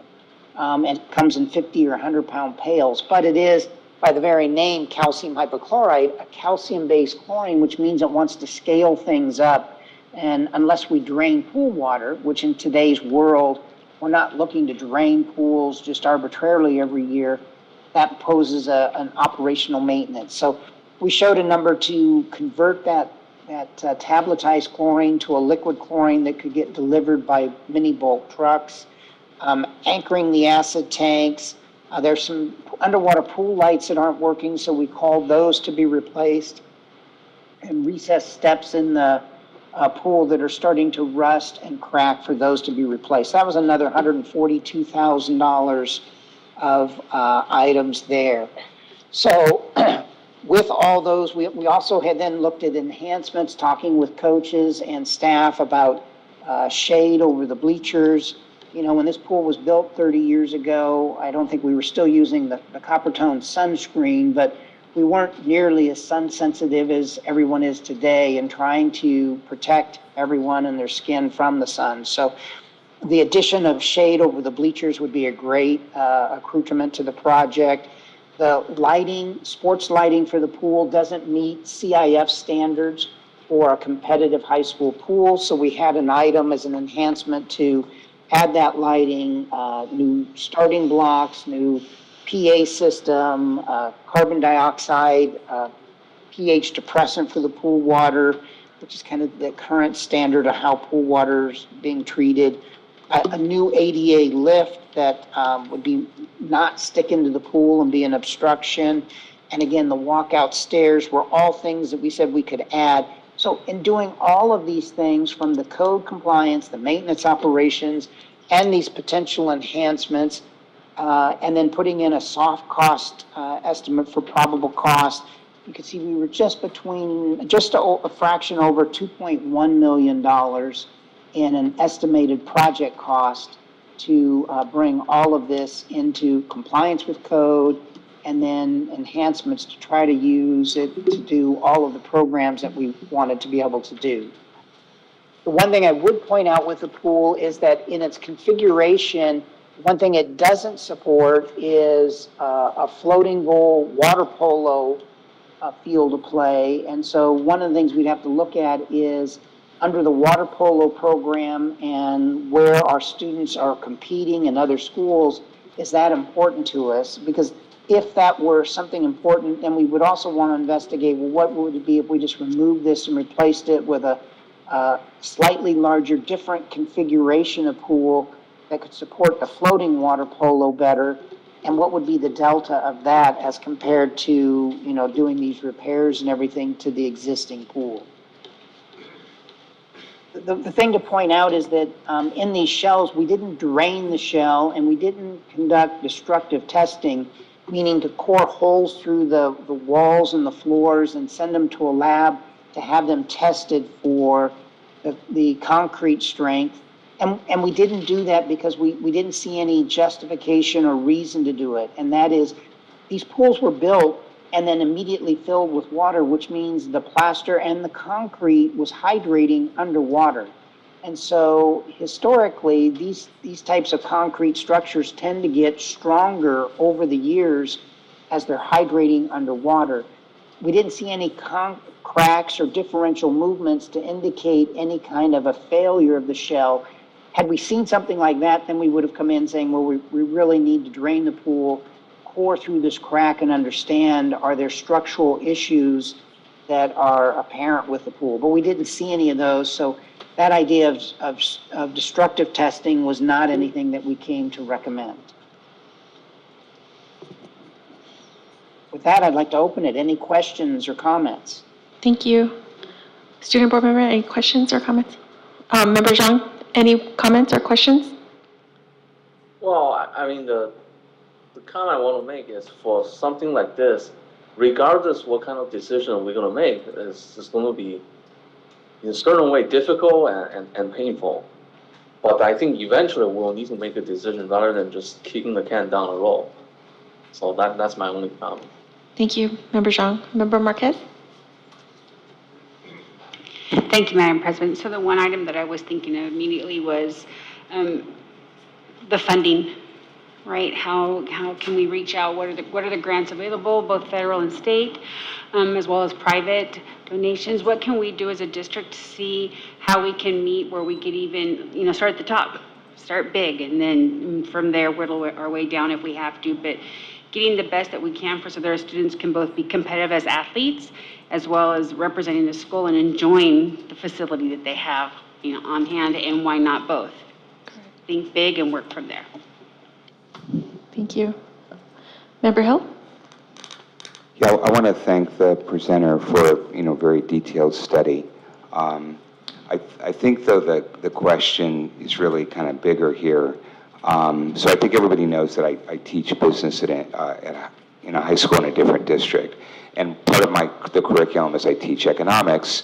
And one of the things I teach my kids at standard economic theory is that human beings have infinite wants, but we have limited resources. And so at the end of the day, right? It's all about, we have to make choices. We can't have everything. So we have to make what economists call trade-offs. And the thing that you don't choose, the thing that you give up, is called an opportunity cost. And I think the challenge here is we're kind of looking at this in isolation. And it's unfortunate that in 2019 we did a very comprehensive master facilities plan where we really had a lot of community engagement. And we said that we wanted to do an update to that this past year, but we really didn't get the community involved in this.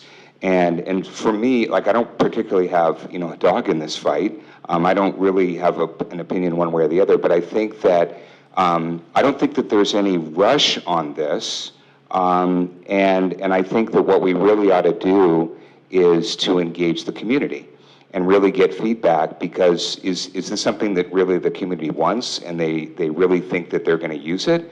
And if so, we'll figure out how to get the money. But it's a substantial amount, right? We're talking about, $6-7 million. But if the community says, this isn't really our top priority, maybe there's other priorities, then that's sort of the guidance. But I really think that we ought to make this decision based on community input, and I think we have time to collect that versus to kind of, do a shoot from the hip. So that's my comment. Thank you.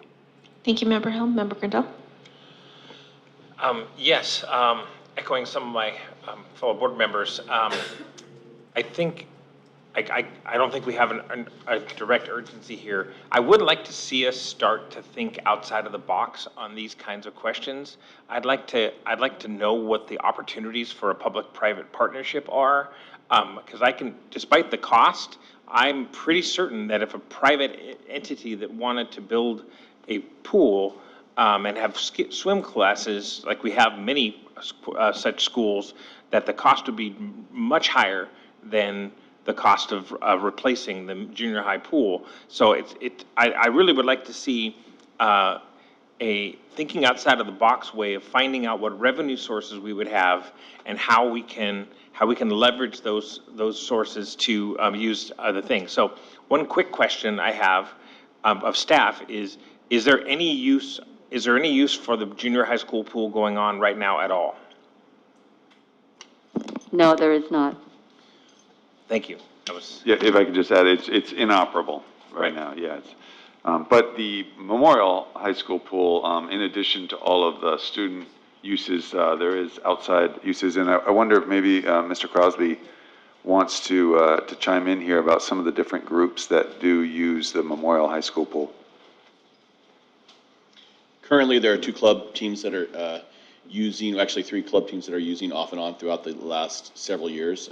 Newark Bluefins, SOAC Water Polo Club, as well as Calfin Aquatics have all made use of the pool, both in the wintertime as well as summer, based on where they can fit in with our existing programs. Thank you. So I'd like to, in addition to the public interaction that Member Hill was indicating, I'd like to see some more analysis of what we could potentially get from the public sector, private sector. And the best way to do that is to actually send out an RFP and see if people are willing to, would an entity be willing to renovate the junior high school pool in exchange for use of the pool? And maybe not, but maybe there's a way to cobble that together with grants or other things. So I really think that having swimming education as part of our community is very important. It's if not just for health and recreation, but it's also a safety issue. So I think it's something we want to try to dig into and really think outside of the box. Look for grant opportunities. Look for ways for the private sector to help and dig in deeper. That said, we ought to think about what the cost of maintaining the junior high school pool is versus the cost of putting asphalt over the top of it. If within 2 years we're breaking even on that regard, then and also the risk management, that's a fence that could be climbed. So I think in terms of the junior high school pool, we may want to think about if there's a, what the actual costs, what the opportunity costs are of waiting, what it costs us to maintain the status quo versus asphalting that over, and maybe even with a more limited treatment. The proposal looked at basically scraping the locker rooms and the bathrooms and so on and so forth. Maybe there's an even cheaper way of just getting the risk down and the maintenance costs down to zero. So those are my concerns. Those are my thoughts at this point, and I hope we can have further discussion about this and public input, because this is an important asset for our community. One more thing. Sorry, I told you I was done, but I'm not. I'd be also interested in what the opportunities are in partnership with the city in terms of the indoor aquatic center that they have. Are there opportunities for our students to be able to use that in times that are not highly utilized by the city? Are there ways for us to instead of making major investments, is there a way to transport our kids to get classes or have after-school classes? I don't really know what the level of utilization is with the city, but I think it's an opportunity to think about how we can work together. Thank you, Member Grandel. I'm also in agreement with Member Grandel in terms of us being able to see if we can have a public-private partnership in possibly building a new pool at the high school. And also, one quick question, in the estimate for the new pool, are because you had mentioned water polo, like right now, the way that the pool is set up, it's not fit for a true water polo competition. So does this estimate include, if we were to rebuild the pool, will that include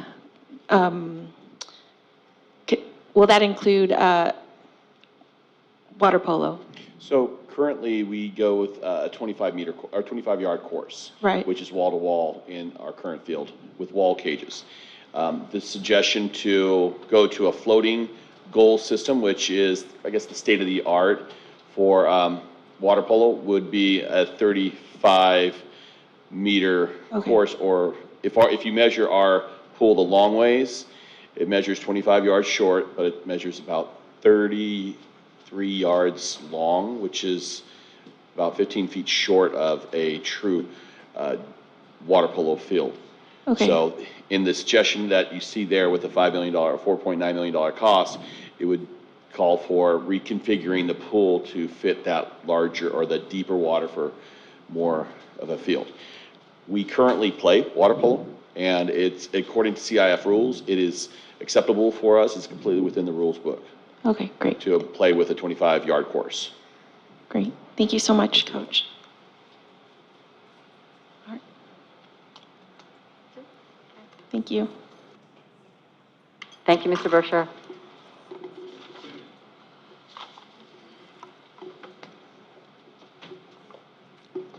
Member Hill?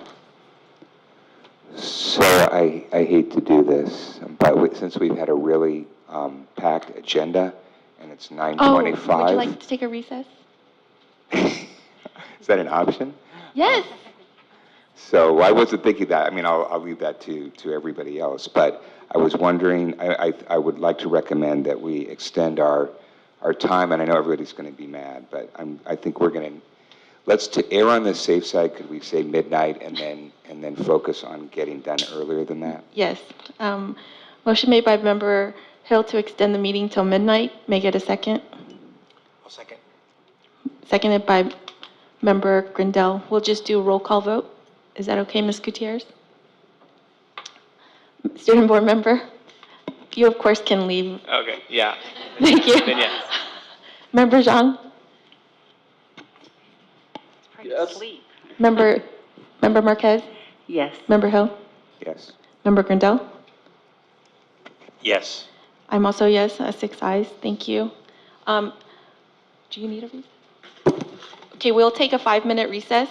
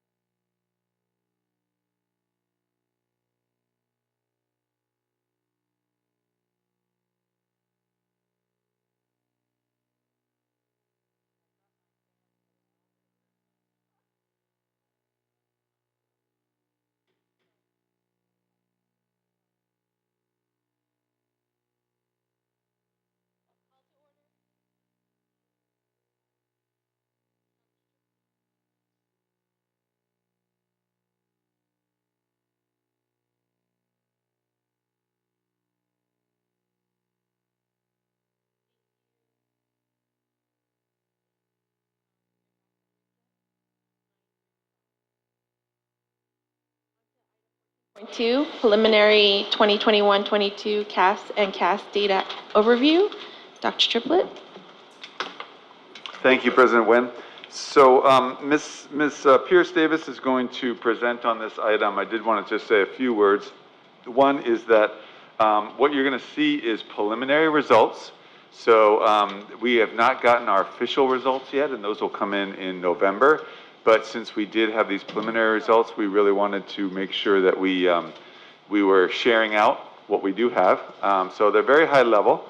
And I also wanted to say, you know, going into the assessments at the end of last year, given the pandemic, the amount of time students were at home on screens, the amount of time that students were not learning the last 2 years, we really anticipated that we would see a significant drop in our academic scores from 2017-18 when it was at pre-pandemic levels. And instead, we see an overall improvement from 2017-18. Nonetheless, these results are the baseline.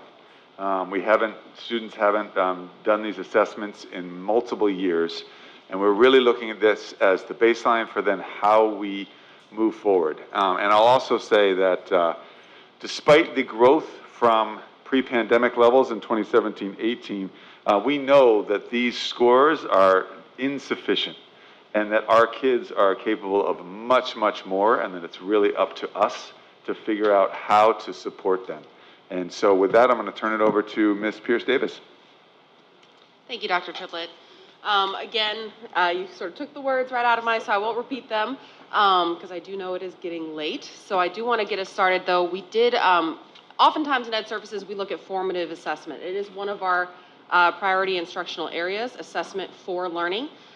We look at assessment for the purpose of creating groups, differentiating within the classroom, and supporting students in real time. Oftentimes, us in educational services, summative assessments feel a little bit behind the game, right? We use it to sort of demonstrate progress over time, but I really want to caution the public to look at 1 year to the next because that group of third graders is a whole different group of students, right? So you can look at cohort data, you want to look over time, and those are all the things that we do in educational services, again, with a focus on formative assessment. So we did share this with our NUMA, our management folks, our principals, our teachers and staff during a host of back-to-school events that we held here at the district office before school even started. And as Dr. Triplett asked, we asked for predictions before we shared the data. We said, what do you think you're going to see? And I want to be clear that our staff was kind of hard on themselves. They kind of said it was a challenging year. They were a little bit worried. And when they got a chance to see the data, there was sort of a release of breath, a kind of a little bit of like, okay, this is our new baseline. Now let's move, let's go.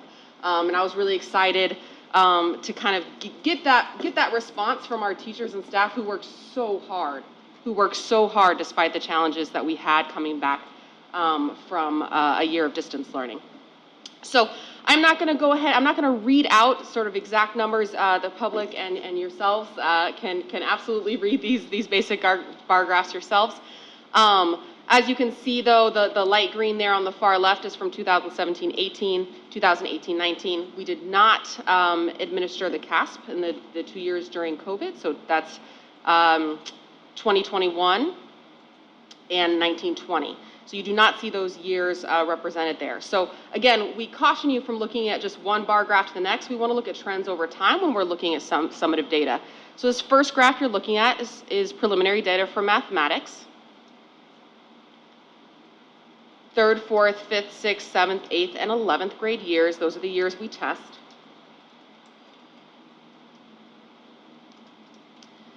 The next one is in English language arts. Again, with the light blue being 2017-18, the 2 years missing from the 2 years we did not take the SBAC, and then the final one in 21 and 22.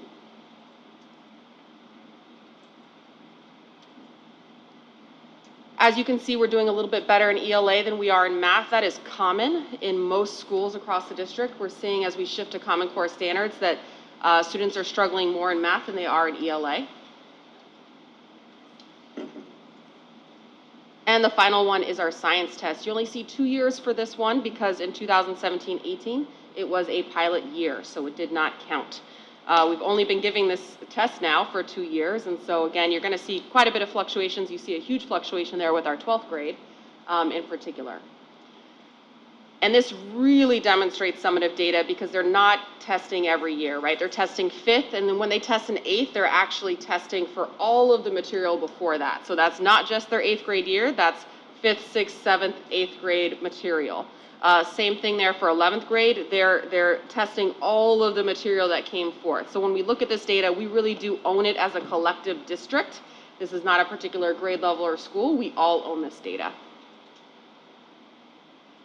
So what does this mean? What are the implications for Ed Services team? First, as we start to sort of disaggregate the data, we want to look at which groups are performing, which groups aren't. We want to really analyze that data. We want to get to the drill down, which obviously we will not share with you all. That's a little too much in the weeds. As we really start to put faces to the data, we want to know exactly which students are performing so that we can, in our classrooms, differentiate as needed. So this will happen with different groups over time, whether it's Ed Services team, our principals, counselors, or teachers, and they'll use this for different things. So our counselors may use this to support students in choosing classes. Teachers may use this to differentiate within the classroom. And again, you're going to see this look different at your high school than you will at your elementary. We also want to strengthen the use of our formative assessment. This is an instructional priority. You can see there our umbrella. We've held this same umbrella now for a couple years. Our 3 instructional priorities really are assessment for learning, student engagement for rigorous standard-based instruction, as well as social emotional learning and wellness. So when we talk about strengthening our formative assessment, we talk about how are we using those other data pieces, not the summative assessments that you get once a year, but the things that we have reported on in the years past, things like iReady data, Illuminate data, classroom-based assessments, and then coming together for our special education, we also have Imagine Learning and Read 180 as supports as well. So we use these sort of formative assessments to say, okay, this is right where we are. I believe Member Hill talked about zone of proximal development. How do we now move the student from where they are, challenge them just enough so that we can move them to the next bar, and that's when we start to see real progress happening. We're also considering, and actually some classrooms are already piloting IABs. This is an SBAC-like free assessment that you can find online. And it also serves, again, as a formative assessment leading up to our SBAC or our CAS. When we think about the math data in particular, we want to really focus in on our science and mathematics, but we want to do so in such a way that it's engaging for students, right? If we teach the test, we sort of lost the point of education. So when we think about really engaging students in math, we are doing it in ways such as the STAR initiative, which we talked about last year, really pushing computational thinking as early as TK. And so we're developing out maker spaces in TK5, robotics in our middle school, junior high, and then a STAR Academy in our 9th and 12th grades. So as we think about those skills at each level, how are we using that to sort of push our understanding and our conceptual understanding of mathematics? And we hope to see those results come through in our summative assessments. We also have TOSA and coordinator roles that support this work, whether they're helping with the computational thinking or they're helping some of our other teachers. We also have our Bayside partnership, which you approved in the LCAP as part of our planning for this year. We also did change, sort of assess and monitor. We want to look at that now, our 6-12 progression sequence. So last year, we really finalized a new mathematics sequence for 6th grade 6-12. We're hoping that that flexible opportunity for students to engage or disengage, depending on their levels in math, will help students understand that they can be successful in math, right? So that if for some, I can challenge myself and I can maybe pull back depending on what's needed. So we do feel like that's a major component as well. In terms of our language development, we're really specifically looking at our bilingual students and our English learners. Although we want to support all of our students, by doing so with that lens, we're hoping that it actually pushes all of our students. So we talked a lot last year about SEAL. I'm not going to go into that again, but that is something we presented on last year. And we're continuing to expand our SEAL as part of our LCAP plan. We also are planning some EL professional development this year for all staff. We've set up our EL liaisons at each site. Obviously, we have our dual language immersion expansion program. We know from data that students that are bilingual actually outperform English only and English learners. So again, we want to continue to promote our dual language immersion program. And then we are bolstering our reclassification efforts as well. And we're hoping to have a report out of that reclassification data soon as we start looking at that, and then obviously continuing to celebrate that success. So we do have a fair amount of implications for this year. We have some action statements. This is just a summary. Obviously, we're doing much, much more, but wanted to provide you, again, a very brief overview of some of the work that's happening in Ed Services. Thank you, Ms. Nicole Pierce. Any comments or questions, student board member? Member Zhang? So, I guess next month or maybe in October, once the results fully yeah, what I'm saying is next month or maybe I guess in October, once the results fully officially released, we're going to see the school by school result and the 4 category breakdown of each grade assessment, right? You're going to have exceeded math, mostly math, and not meeting these four categories, and by each school site, and by each ethnicity, and by each English learner and economic status, right? We're going to see the full breakdown from the state, right?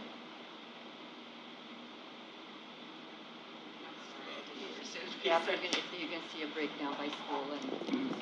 Member Zhang, if it's okay with you, you can type your question in, and then I can read it out loud to the board. It seems like our microphone is a little bit low right now. It could be due to the fans.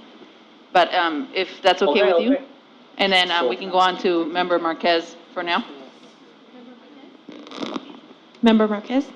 Thank you. I will be touching on some of this questions and information that I have when we go back to the items pool, but I did want to share that how important it is to also include the EOs or the ELOs, which are the English language only, or EOs or English only, for the mere fact that the tools and the assessments that are being implemented for the ELLs, okay, are just as significant, if not more effective when it comes to measuring, because they get to see the growth as well, and because the amount of effort and time and focus is placed on developing the students' linguistical skills. So using the same tools across the board, I think, is extremely beneficial.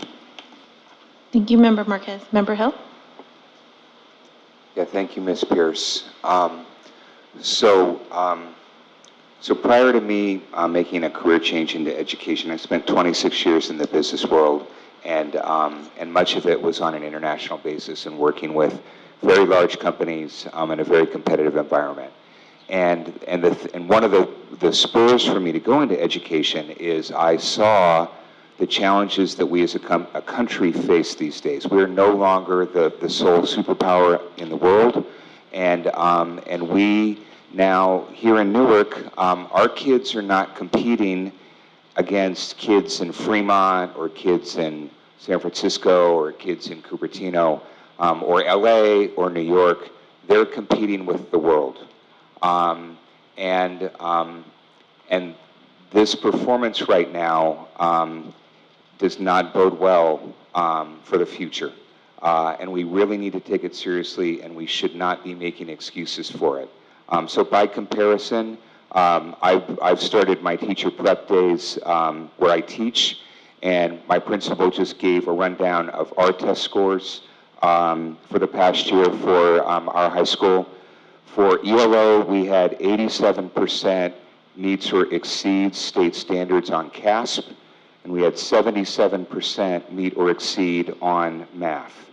And an important thing to understand is that in the community that goes to my school, there is a very, very large immigrant population. Many of the parents are first-generation immigrants. Even many of the kids actually were not born here. But I think that, and there's certainly socioeconomic factors that influence this, but I think one of the key things is from a cultural perspective, there's an expectation that it's a competitive world and that we need to be the best, we need to do our best. And in education these days, there's a lot of talk about equity, But real equity is about having high expectations for everybody. It's not lowering, it's not making excuses.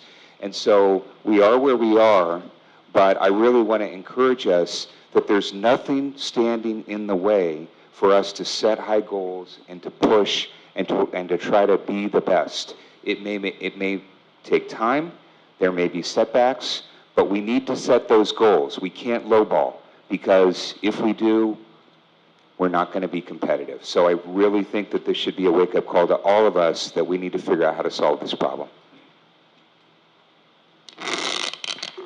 Member Grindell? Yes, so first, the good news. I'm really impressed with how little learning loss there was overall during the COVID time. So the numbers are not, as Member Hill indicated, and other members as well, the numbers are not good. But just looking at the learning loss element, that means to me that our dedication to getting back to in-person learning as soon as was safe to do so, and the teachers' flexibility and ability to work with online learning was able to mitigate some of that learning loss, and that is a very positive thing. That said, as so Member point of Hill, order, can the speaker speak closer to the microphone, because I think on the Zoom even the translator agree with me. We can't really hear what the members are saying. I can hear 60% of member without saying. I can hear 30% of member Hill saying, and then I guess Spanish translator is saying the same thing on the chat. Like they couldn't translate what you were saying because they couldn't hear you. Yes, board members, if it's okay with you, please speak into the mic. It is making it difficult for Member Zhang and our translator to be able to provide adequate translation. Thank you, Member Zhang. all right. So as I was saying, these numbers, the numbers of students that, particularly in math and science, that are at grade level is very, very troubling. We should be very concerned. Now, we've made some major progress in this in our school district. Our budgets are in a much better place. Our board is functioning in a more professional way. We've transitioned to a middle school. We've made a lot of progress, but it is time for us to really dedicate ourselves to improving the education. And I understand scores are used to help us teach children. That's not the goal, but it would just be. I would really feel like I wasn't living up to my responsibility to point out that this level, 20% of mathematics, 20% of mathematics. 20% of our 11th graders are meeting this 11th grade standard. That is unacceptable. We need to really dedicate ourselves all the way from the board down to our maintenance workers. We need to dedicate ourselves to fix that. Thank you, Member Grindell. Thank you. Member Zhang's question? Yes, please. Member Zhang's question is, once the state fully releases its results, will we see the school breakdown, economic status breakdown, and ethnicity breakdown of the results? Yeah, I can answer that. So yeah, the state actually, we're anticipating the state is going to go back to their platform from prior to COVID, and they provide all of those different breakdowns, everything from ethnicity, socioeconomic status, school, grade, classroom, gender, and all sorts of things. Yeah, thank you. So I just have two comments to make. Quick, as I look into the report, I guess I'm speaking. You guys can hear me, right? So if you can be a little bit louder, Member Zhang. Yeah, I'm actually almost shouting. So the first comment I'm gonna make is regarding the cohort. So if you look at the current 6th, 7th, 8th grade that tested this year, they're the same cohort 3 years ago at the 3rd grade, 4th grade, 5th grade for year 2018 and 2019. I think when it comes to English language arts, they're actually holding up pretty well across the pandemic. But I think for math, it's really the troubling sign start. And it looks like we're undergoing some difficulty and struggle among our students that we need to emphasize more to get back to recover the learning loss in mathematics. That's my first comment. Second comment is if you look at our current 3rd grader, the youngest grade that's just tested right now, I guess they're entering their 4th grade. I mean, by most of the objective measure, it looks like this is a pretty talented cohort. And I look at the 3rd grade result from our neighboring district like New Haven, which is not released yet for this year, but even before the pandemic 3 years ago, our current 3rd grader performed better than the 3rd grader in New Haven Unified District even before the pandemic. So our post-pandemic result for the 3rd grader is better than their pre-pandemic results. That proves that we do have a very promising rising elementary generations to come in New Orleans. So just hope that we can continue the good work so they don't regress to mediocrity come future years. So that's my 2 comments. I believe, sorry, Member Jean, it was difficult to hear, but I believe I appreciated the comparison of cohort groups across years, and I think you bring up a really good point about the kind of analysis that we're going to need to do when you point out any given cohort in 2017-18 is then you can see their results in 2018-19 in the next grade level and start to compare what kind of growth you're actually seeing by cohort across grade levels. So thank you. Yeah, like I said, if I follow up on my second comment about the 3rd grade, the current 3rd grader, like I said, it's not a straight apple-to-apple comparison, but this 3rd grader in many ways is performing better than the equivalent 3rd grader in our neighboring district like New Haven, and that is I think this is probably a first in recent decades. So we are on I guess we do have a historic opportunity to really move our performance past New Haven, which has long belonged to this district. Thank you, Member Zhang. Lastly, I just wanted to put my 2 cents in, and just looking over the last several years, I feel like, everybody, including especially our students and especially our teachers, having to adjust to distance learning and then coming back into school and in-person learning, all these adjustments, all these, us having to adapt to different environments, and our students suffering, and our teachers, myself personally too, our whole social, emotional well-being has been very traumatizing. And to see the numbers, yes, of course, our district over time hasn't had tremendous performance in terms of in terms of our test scores, but to see that after picking up after 2 years, after the 2 years without testing and having those challenges, and to see these numbers, I'm okay with seeing the progress and understanding that there's still definitely work to do. And I know that our teachers and our administrators are very committed to making those improvements and to making those adjustments and to really supporting our students and continuing to build on these high expectations that we're setting. But I just wanted to really emphasize and for us to be able to really look at that it's not always outcomes that are really important.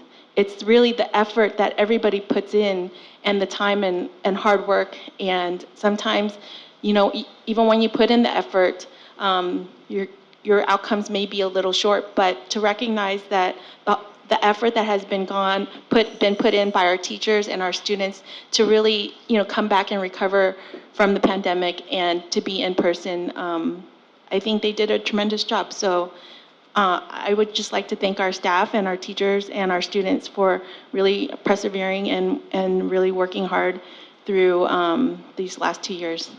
And no, I'm not making an excuse for them because they are back in school and they're excited this year and they're willing to work hard.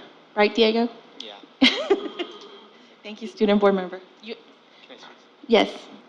Yeah, I would like to agree on that because I know no one expected COVID to happen, and so when teachers went online, it was very difficult for them to adapt. And I think it's easy to say like the test scores didn't come out the way, but we went a whole year online where I know a lot of students just slept through class, hardly attended, and then now we're asked to go back in school, take tests again, take essays upon essays. Like I took a 3-hour test for AP test, and I did not do that since so long. So I think it's very hard task that we asked our teachers to do, and I'm glad that they went through that. They changed all their lessons to online, learned how to do, and I know for some of the older generations, it was very difficult for them to manage online school because they didn't know even how to open like a email or something like that, like the simple, navigate it, because I try to help my grandpa, and I know it's very difficult, and I know for some of the teachers it was a very difficult task, so for them to go through that and then come back to in-person school, it's a very difficult task, and I'm glad that they did it, because it really shows that they care for their students, which I'm proud of, because going to school every day is very difficult, and for these teachers to do it is wonderful, to adapt the way that they did. And so I don't think we should just put all of our eggs into these one test scores, because I don't think they really show the true strength of these students, because we could all have a bad test day. We've all had those days where we just don't have a good test day. So I don't think it's fair to just say that these test scores are the alls means, like we did bad on this one test, so therefore it's a failure of our school. Like we should definitely show appreciation to our teachers and show that we care for them, and maybe come up with a better plan to support them. Thank you. Thank you so much. Okay, with that, we will be moving on to new business, item 15.1, Citizen Bond Oversight Committee. Dr. Triplett? Thank you, President Nguyen. And do we still have our committee? Oh, he's on Zoom. Okay, great. Before we get started, if I could just say, Student Board Member Torres, if you need to go home to get ready for school and everything, please do. Don't feel like you need to ask anything. And it's wonderful to have you with us. Thank you so much. Thank you so much.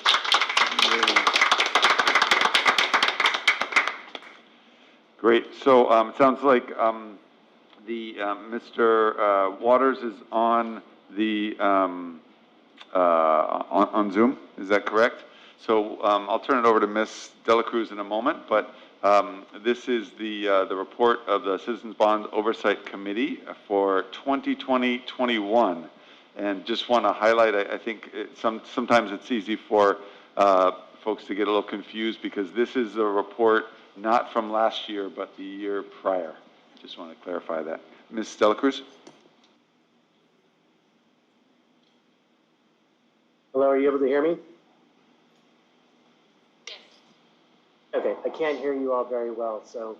Okay, this is Mr. Waters. He is going to be presenting the report for the CBOC committee, which is part of the Measure G bond. And as Dr. Triplett said, this is for 2021. It's always like a year in arrears. So, Mr. Waters, I will go ahead and turn it over to you. Thank you. I was there in person and stayed almost 2 hours, and I realized that I didn't want to leave my son home alone any longer, so that's why I moved to the Zoom. So just as the quick and dirty version, I'm happy to report that based on the CBOC's review for this year, the fiscal year references 2020-2021, that the Newark Unified School District has been in compliance with the requirements of Article 13A, Section 1B, subsection 3 of the California Constitution, and finds that the funds that are being spent for the purposes specified in the ballot language. So that is a good thing. I do want to point out that some of the facts and findings that you will see, there were 6 items there. In particular, the 1 through 5 are concerns that the committee felt that they needed to reiterate that keep being repetitive from year after year. One being that the number of members that we've had on the CBOC has dwindled, and for this next year we're down to 2, and there is a minimum requirement. So I'm a little concerned in how we're going to be able to conduct business this next year. We put forward again the fact that the master plan that was funded by the bond to aid us was not formally accepted by the board, and the fact that there is no clear deferred maintenance plan that the district is working from. The last 2 items, number 6 will obviously be corrected since most of the money has been expended at this point for this next fiscal year. But number 5 is a major concern that was brought up before, and that's the electronic key system. In particular, when we did a site visit for Kennedy, we discovered that the control system is through the facilities office rather than each school site. And if there is, God willing, that God forbid that something happened, if there's an active shooter or intruder, the school site would have to communicate with the district office to then lock down the school or to open up certain rooms. And we think that that process needs to be reviewed to make sure that all of our kids are safe. The other item was at Newark Junior High School, the gates. They're at the front entrance from the parking lot. The buzzer is not ADA compliant. And one thing that wasn't mentioned here that we did bring up too was the intercom system is faulty, and it works sometimes and it doesn't work. So those are just 6 findings that we have, but again, as I reiterated, the CBOC did confirm that the district is in compliance with expending funds from the bond. So that is my report.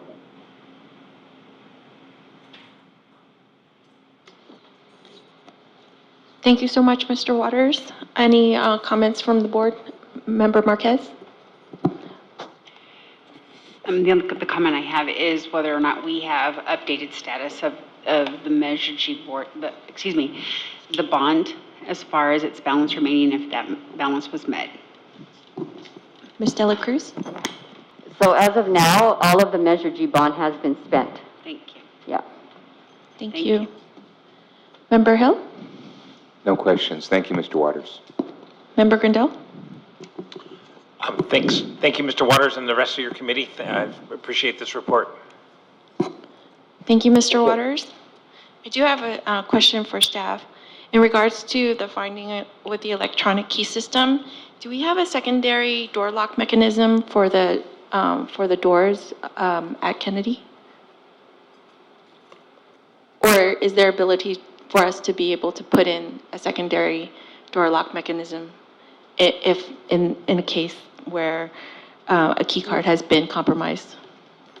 Yeah, so our current process right now, if there is a lost card or somebody's missing a card, if you report it immediately to our maintenance department, they can deactivate it at that time.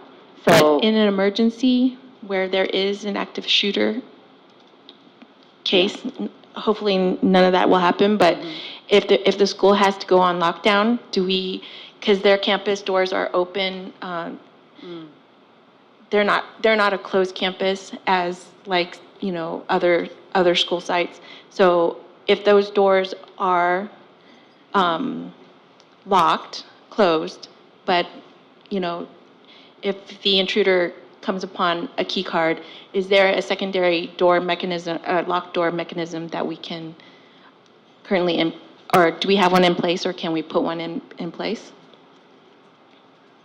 No, I don't think we have something like that in place. I think maybe the confusion there is that if there is a lost card or misplaced or stolen, then we keep it centralized in terms of deactivating that card for security purposes. So if there were any time that there's a lost card, then MOT, they need to, the protocol is that they need to be notified immediately, and then it's deactivated so that someone wouldn't be able to open the door. If all those security cards are, it's like a regular, it's the responsibility of the owner to be keeping that on their person. So I think that the situation that, of a intruder somehow getting a card seems, I don't know, it seems less likely than a card being stolen and then the school not knowing or not being able to act on it. So that's the current thinking, but we're definitely open to continuing to explore the most, all the best security measures. And in fact, we have been working with Newark Police Department. They're coming in this next month to do trainings with all of our schools and to review all of our safety protocols. So we can certainly bring it up to them and see if there's something that we're not thinking about. Okay, thank you. But, yeah, actually, I don't think you guys understood my question, but basically what I'm saying is that I understand the protocol for misplaced or lost, stolen cards. We deal with key cards all the time at my work, so I understand that. But when there's an active emergency or active shooter situation, since Kennedy's campus is open, and just like if it was music and we had key cards there, if somebody went into the front office and, demanded their key card to give them up or they get hurt, they will, if they give it up, the safety of our kids in the classrooms, even though the doors are closed, they may not be safe at that point. Right. So how do we disarm the key cards at that time? Is there a secondary door lock mechanism for those doors? So that's my question. Yeah, I think I understand now. It's kind of like a lockdown system? Correct. Yeah. So currently, no, we do not have that lockdown function. So it's like a fail-safe? It's a button. With what I've been familiar with, actually, Mission Valley RP has one. It's located in the front. It's a button. If there's an intruder, somebody could push that button and it locks everything down. Okay. So I think that's what you're referring to as an alternate kind of a safety guard for locking down. The standard practice is that all doors should be locked, but I see what you're saying. If somebody gets a hold of a key unknowingly and then they're entering, there needs to be some sort of a security kind of a measure so that it will lock the school down and nobody can go in or.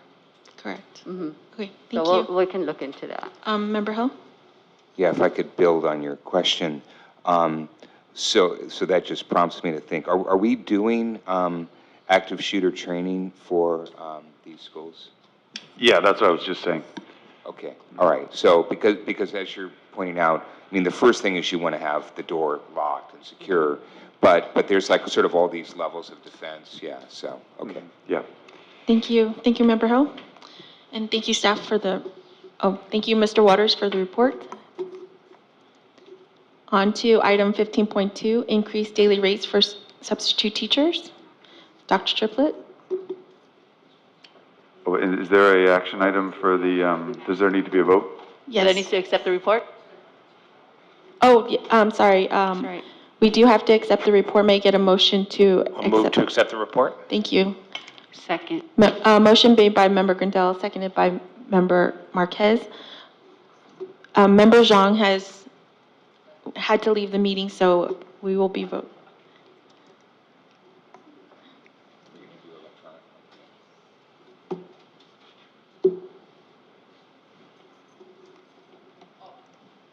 All votes are in. We have 4 yeas with Member Zhang absent. Thank you. Okay, item 15.2, increased daily rates for substitute teachers. This is also an action item. Thank you, President Nguyen. And if I may, I did want to just say one last appreciation for Chairperson Waters, all his time and energy, as well as the entire committee, including Ms. Parks, who's with us tonight. Thank you for all of your service on that committee. This next item, 15.2, so we've made a little bit of reference to this earlier. This is a recommendation to increase our substitute teacher rate based on wanting to make sure that we are competitive with surrounding districts and considering the real importance always important to have our guest teachers, but now more than ever with teacher shortage, our guest teachers are so important for us. And so the proposal is to increase the rate to $220 per day and $250 per day for long-term positions. Sorry, did I take all your, oh, you had it written out. I'm sorry, Ms. Ingham Waters. Do you want to add anything? Thank you. Any comments by the board or ready to make a motion? I'm ready to make a motion for these teachers. Thank you. Motion made by Member Marquez. May I get a second, Member Hill? I second. Thank you. Motion made by Member Marquez, seconded by Member Hill. Thank you.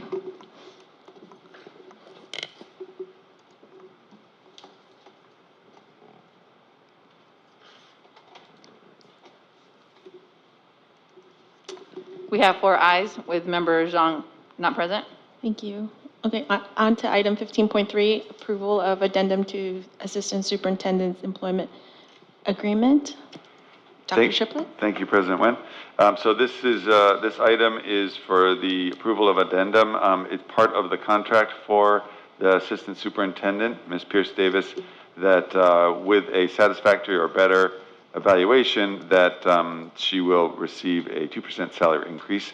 So we're asking the board to approve that addendum. And if I may say so, I just want to commend Ms. Pierce Davis for her incredible leadership and her amazing work that she's done since she's been with us. Thank you so much. Any comments from the board? Member Grindell's ready to speak. Yes, I want to thank Ms. Pierce Davis for all the work that you do, and I'd move approval of this item. Thank you. Second the motion. Motion made by Member Grindell, seconded by Member Marquez.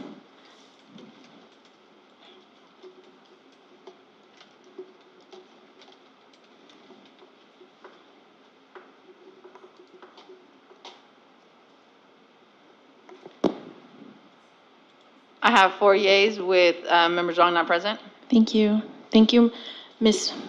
Pierce Davis, for your amazing hard work. We really appreciate you.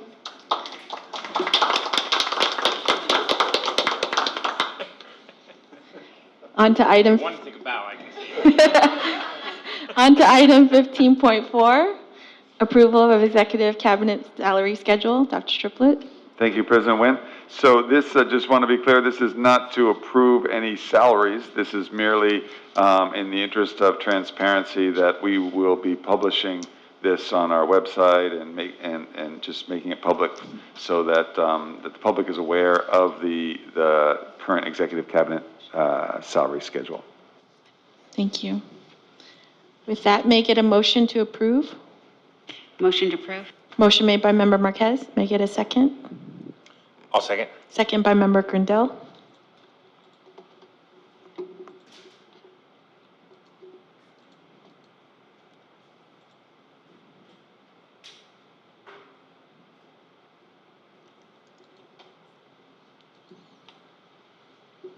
All votes are in. 4 yea. Member Zhang not present. Thank you.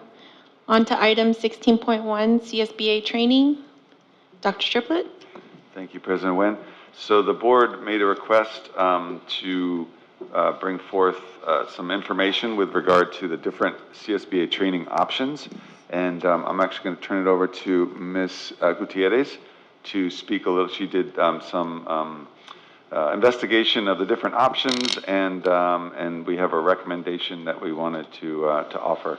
I don't believe there's any vote tonight, but we did want to just make a suggestion there at the end. So I'll turn it over to Ms. Gutierrez. Thank you, Dr. Triplett. The information that I'm going to be going over here is just an overview of the different training options available or classes available by CSBA. One of the first ones I'm going to start off with is orientation for new trustees. On here, I provided an overview of what the class is, the course is, and the fees. So this is one of the ones that is recommended that all board members take when they first become a board member, so orientation for new trustees, and registration fee is $425. The next one is the Brown Act. This is a class provided as well by CSBA and reviews all the ins and outs about the Brown Act and the requirements that are required for board members. This registration fee is $250. This is a Masters in Governance course. This is a certificate program where it consists of 5 courses. Each course is roughly about $399. A total for a board member who does take all 5 courses is $1,995. This course can be taken over multiple years or within a year. It really does depend on the availability of the board member, but it does provide all the overview topics that are needed for a board member, and at the end of the 5 courses, the board member is provided a certificate of Masters in Governance. The other training option is the annual education conference that is provided by CSBA every year. This is a conference that is provided in various cities. The last one, I believe, was in San Diego. Usually they tend to trade every other year, one in Northern California and one in Southern California. This is a 3-day event that also includes pre-conference classes such as orientation for board members, and then 3 days of conference courses or classes with a magnitude of subjects for the board members to choose from. This other one is a board's president's workshop, and this is one that is recommended that the board members take prior to becoming a board president. It does go over all the ins and outs of what it would be required of a school board president. This is $425. And then CSBA's online learning center, I have provided the catalog of courses that are provided. The registration for 1 person is $300. The registration for 6 people, which includes the board members and a superintendent, is $1,500. This learning center and the course catalog, as you can tell, has a variety of courses that the board members can take, but they do not duplicate what is provided in the Masters in Governance. These are different courses. And finally, one of the other training options that we do have for our board members is governance retreat. There are 2 options for this retreat, which is to have an attorney provide the training, or it could be provided by CSBA staff. We did notice that depending on the attorney that the district chooses, this is a little bit on the lower end, which does provide training for the full board and executive staff. And this is at roughly $2,600, where it could go up depending on the attorney or as well as CSBA leadership.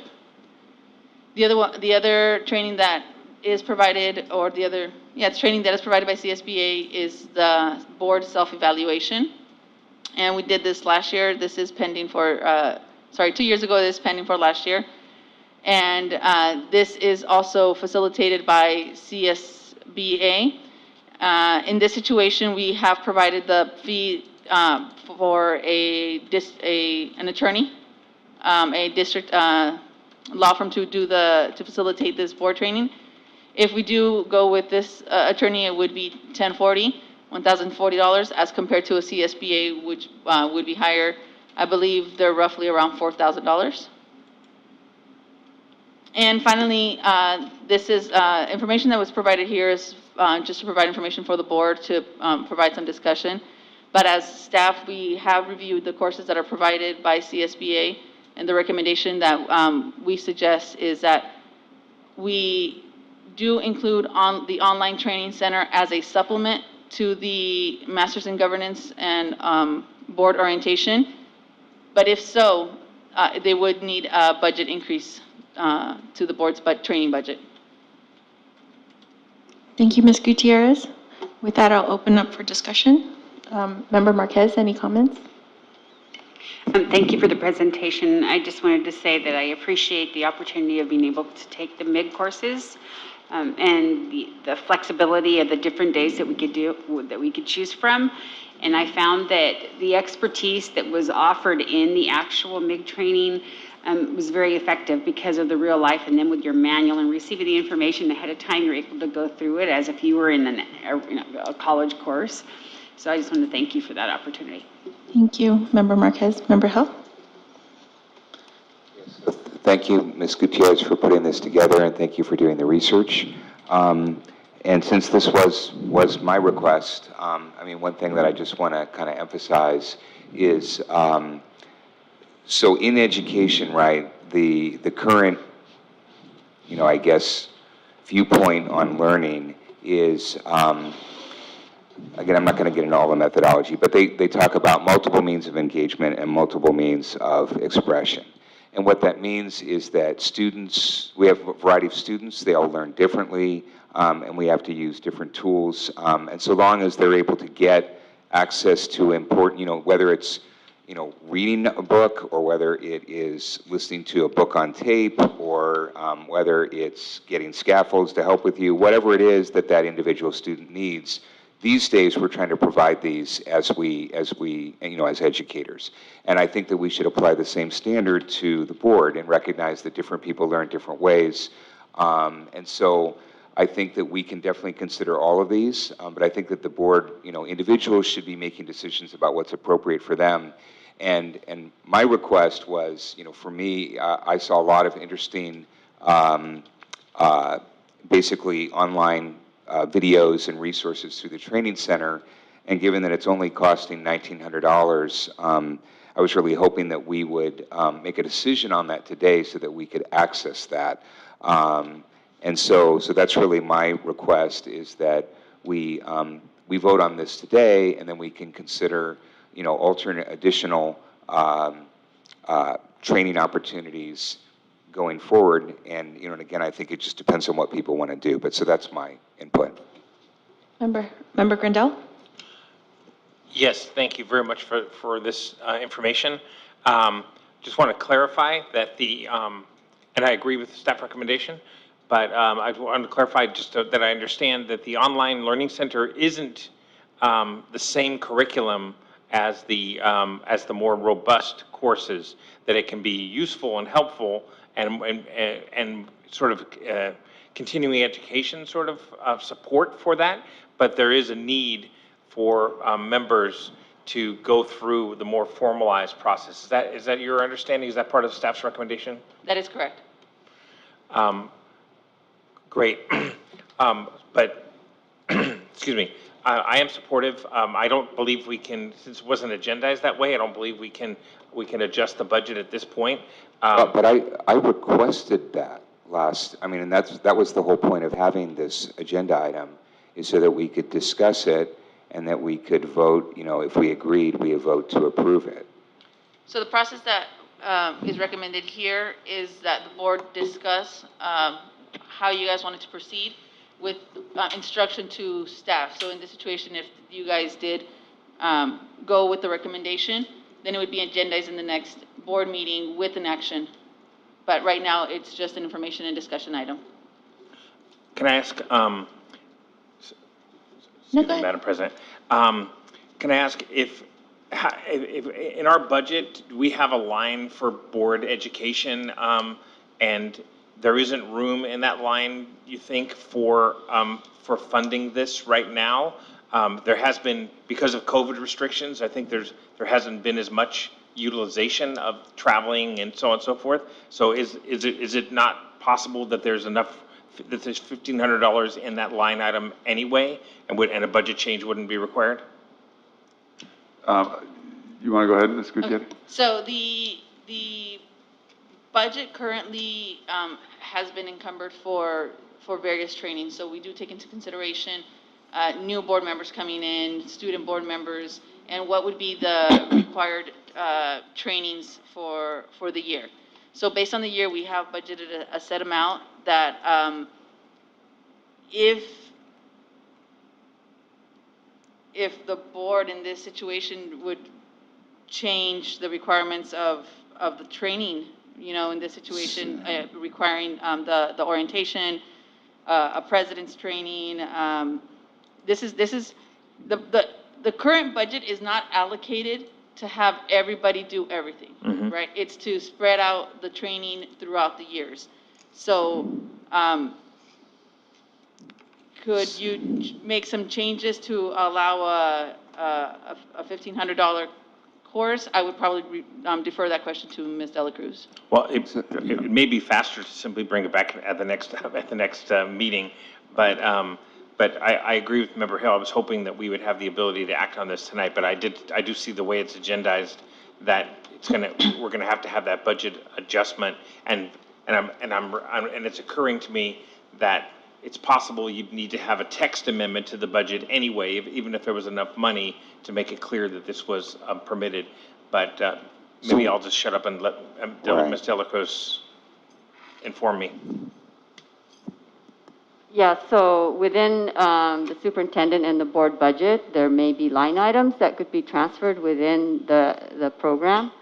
But we would need some direction on which of these trainings are you interested in so that we could align it with that. Is it just the online? Are you wanting to do a couple of the other conferences so that we know? If I could just jump in there as well. So, given that we have, there's things that we don't know about this year with board trainings. So depending on during the election, what happens, that if there's people that do need the certain trainings because they're new, or versus people that don't need them because they're not new, all of that. If there's a new president versus old president, so all those things. We try to do our very best estimate based on sort of the possible scenarios, but essentially what we've budgeted for would not be sufficient to, it wouldn't be sufficient for everybody to take all of those anyway, and that's why we're saying if the board wants to add this this supplemental thing, that it would require additional resources, and that's what we're recommending that we do. But we just wanted to make sure that that's what the board was interested in.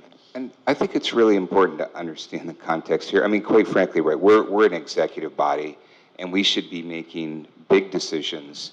And I'm kind of amazed that we're spending so much time on a $1,900 expense. And I spoke with Dr. Triplett during my one-on-one this past Tuesday, and he told me that there were budget issues, and I asked him, well, how much is the budget? And he said the budget for training for the board is $6,500. Now, that seems to me to be a... Just to be clear, sorry to interrupt, but I said I wasn't sure of the budget, but I thought it was approximately $6,500, and I said, please don't quote me because I'm not sure if that's the budget or not. Okay, so, all right, so, I mean, I don't know, but all I'm saying is, I looked at our warrants, which we're going to talk about shortly, and we've spent more this past month in catering on food than our entire budget for training. And so I really don't think we should be spending much more time on this. If we can spend $500,000 on the Star Academy, and we haven't even approved a formal budget there, and a variety of other things, I think that we can carve out, hey, let's err on the side of, extreme and say, all right, we need to kick in another $30,000. We've just gotten a big windfall from the state. I don't think that there's any issue, but if the board feels that we need to have 3 or 4 meetings to analyze this level of spending to this detail, we can go ahead and do it. But I don't think it's the best use of our time or the public's time. I have one last comment. Yes. So my concern is this, we have professional development for our staff. And I think as a board, we should uphold ourselves to professional development as well. I don't understand why we don't have masters in governance mandatory so that we can become educated and better represent our board in Newark Unified.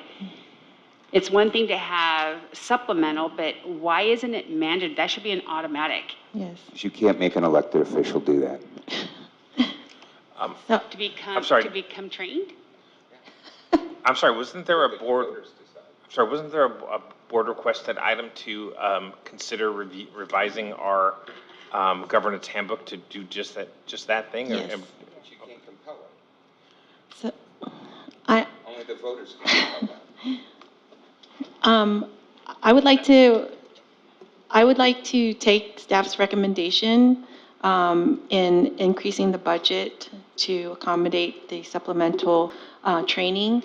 But With that in mind, I am in agreement with Member Marquez. I feel that it is very important for all of us to go through Masters in Governance training. That should be the priority of the board, to have that certification and have that understanding of how a collective board works. And going through it myself, I really valued it. So I would highly recommend that. I am in support of the supplemental online learning that Member Hill has suggested, but Member Hill, I would also recommend that you take Masters in Governance too. Thank you. Thank you. So at this point, this agenda item would be agendized at a future agenda with an action for the board. Yes, thank you. And probably on consent.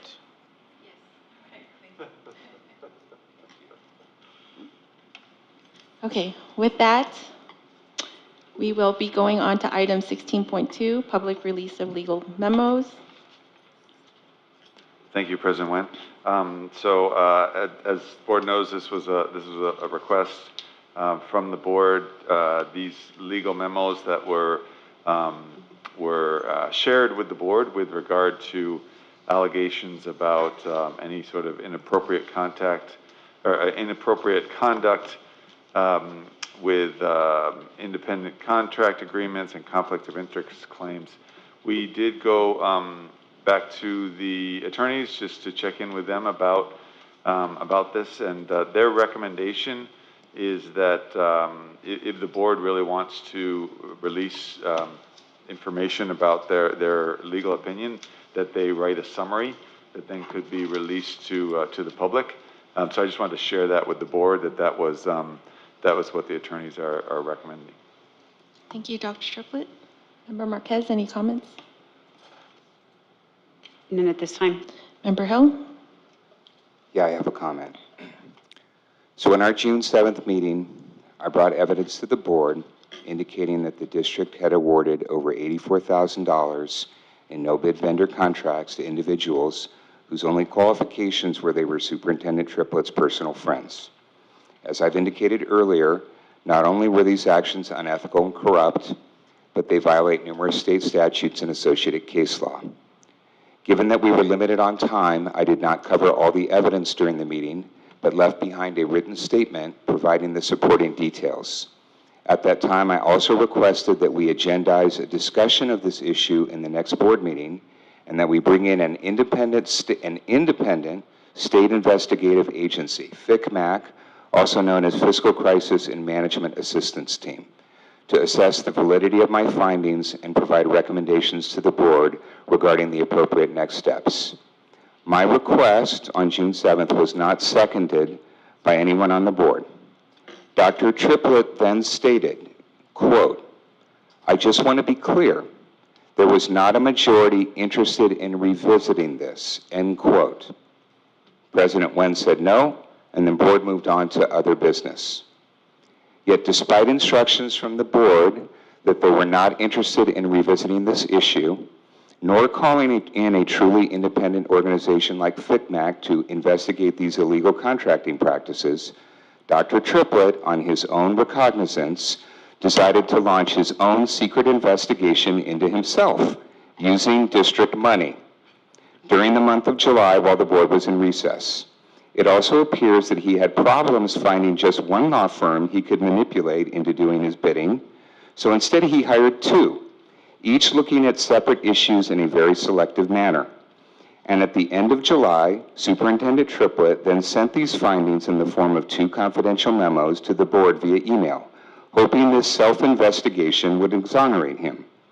But as anyone who follows government knows, agencies do not have the ability to investigate themselves, nor can we trust outside investigators who have been personally directed by those they are investigating.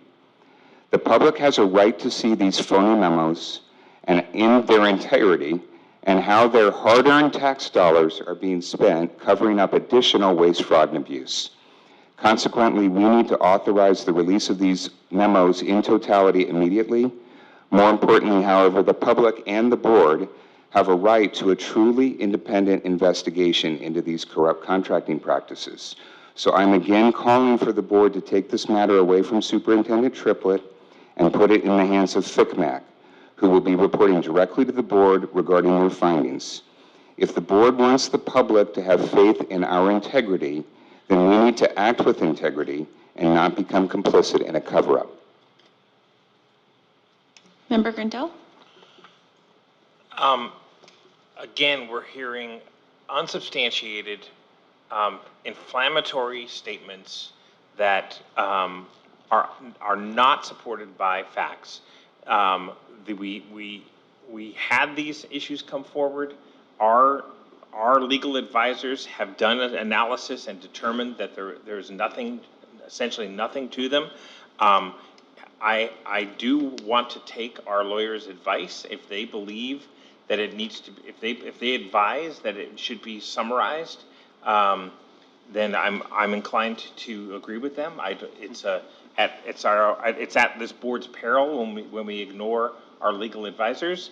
But I otherwise have no problem with the documents put out. I do have a problem with continual hyperbole, calling things illegal, accusing dealing with personal friends, which, by the way, I have a number of Facebook friends that are not exactly close friends.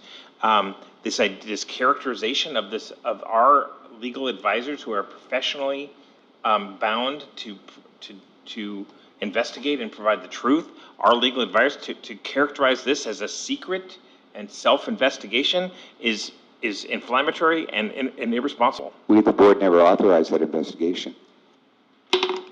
So if there's a motion to release, to direct that a summary, if there's a motion to direct that a summary be produced, I'd be supporting it, but I won't be making that motion. Thank you.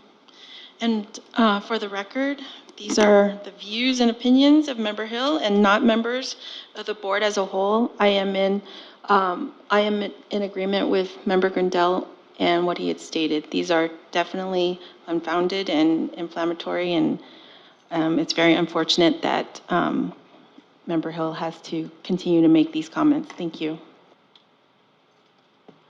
On to item 17.1. We are moving on now. Hold on. I made a motion.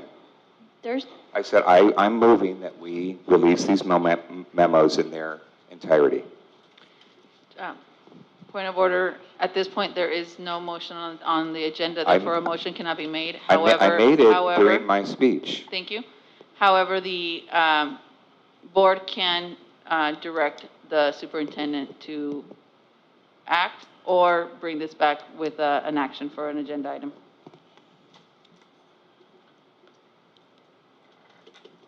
Ms. Gutierrez, and if correct me if I'm mistaken, that would take a majority as well. So if someone makes a request to act upon, then it would require the rest of us to be in majority. Thank you. Correct. I've made the request. There is no majority at this time. Thank you. On to item 17.1. I'm sorry, President Nguyen, just to be clear, so it sounds like there's no majority with the specific request that Member Hill made in his statement. Correct.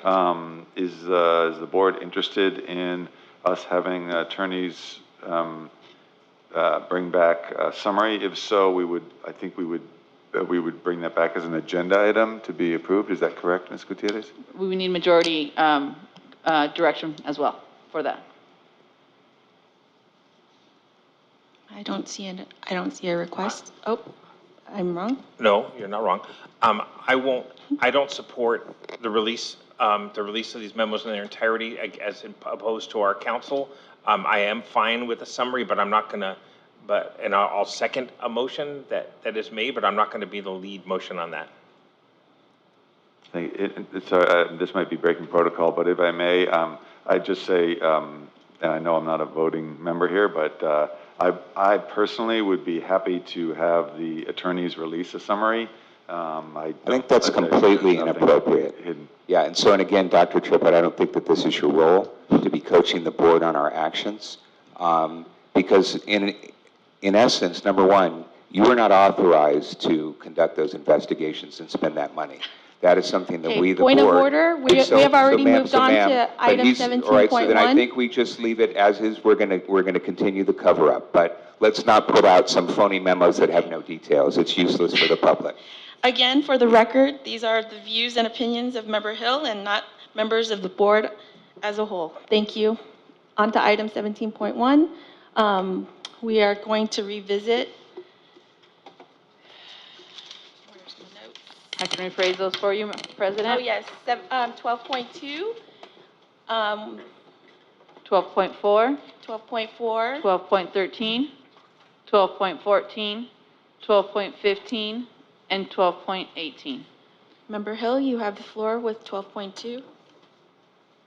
Thank you. Yeah, hold on a second, I gotta find it. So 12.2, revision of the reclassification criteria for English learners.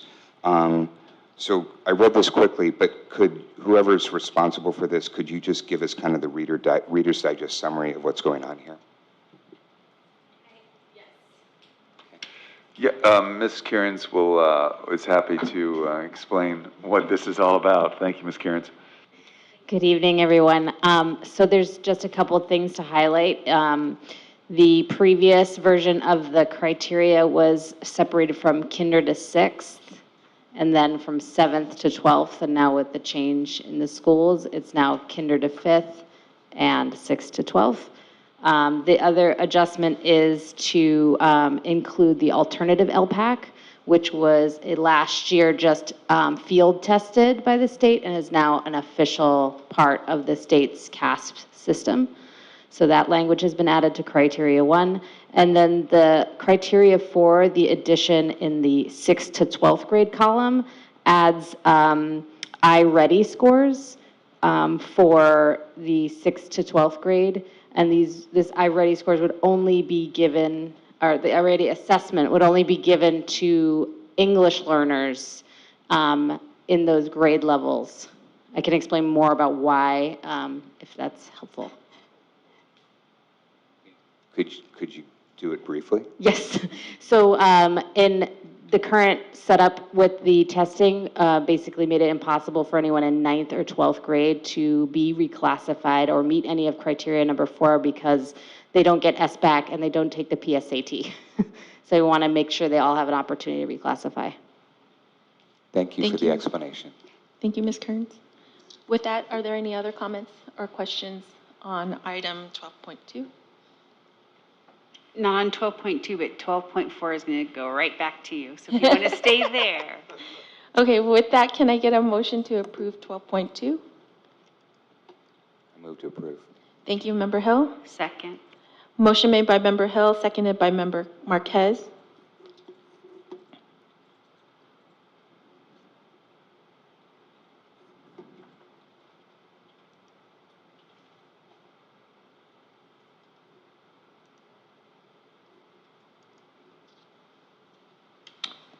I have 4 yays with Member Zhang not present. Thank you. Item 12.4, Member Marquez, you have the floor. Yes, thank you. I appreciate your time for staying later this evening. So on the report for the Kennedy School, I just looking at information, right, when it comes to detail. Yes. This is on item 12.4, and I'm looking at page 14 of 64. So this is based on the school and student performance data. And Member Marquez, I do apologize if you can put the microphone closer. Oh, of course. Thank you. Is that better? Okay. Yes. All right. So number one, the one item that I did not see that I'm interested in, and this is just the teacher, right, looking at all the data, is initials.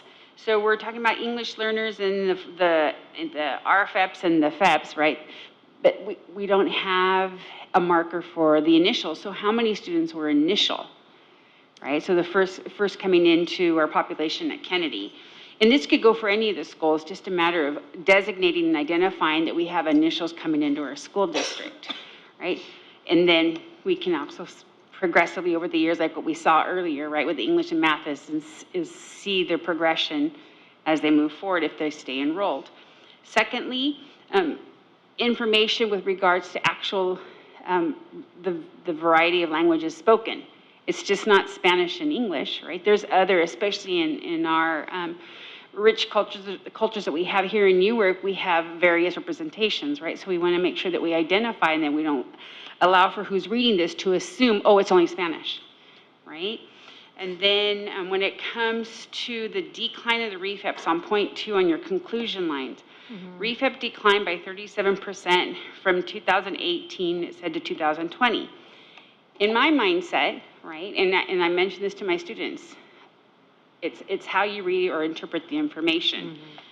If it said something like RFEP declined by 37% or the decline was due to, right, or what we recognize is there was a decline in REFEPs in our students, well, it could be a positive.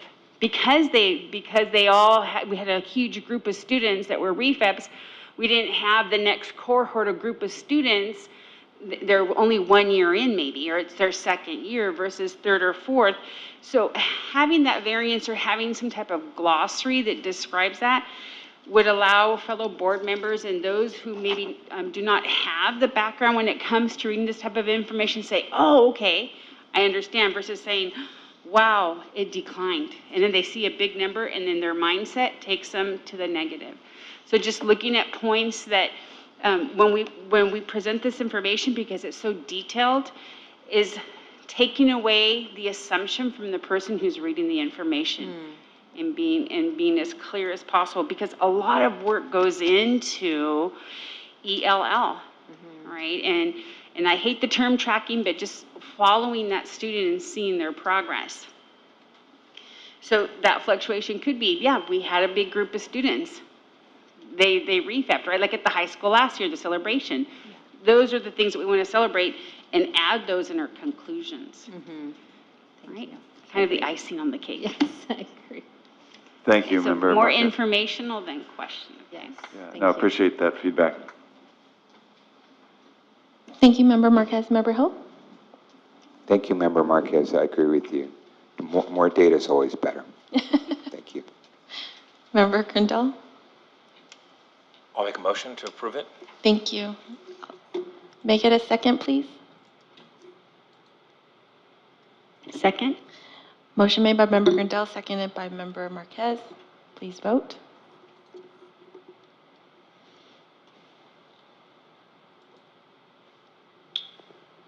I didn't get mine.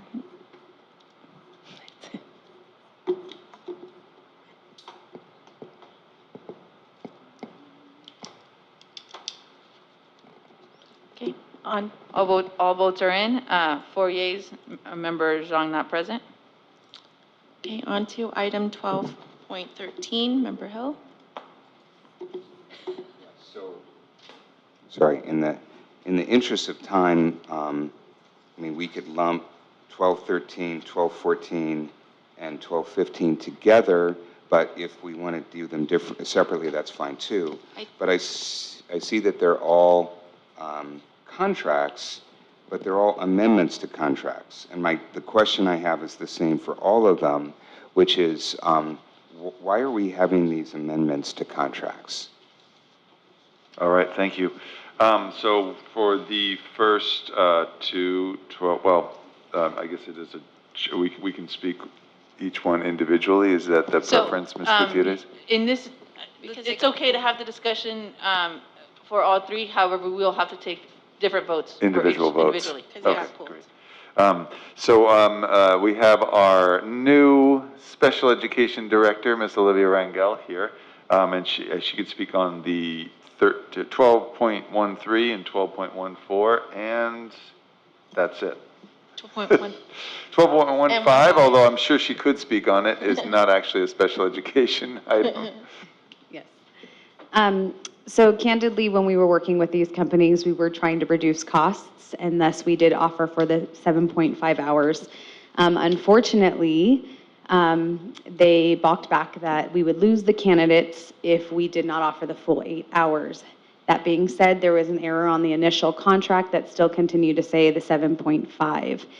But in a good faith effort, they wanted us to be able to start these 2 employees because we didn't want to impact our NTA unit members. We needed to provide services, so they agreed to the 7.5 while we fixed the contract.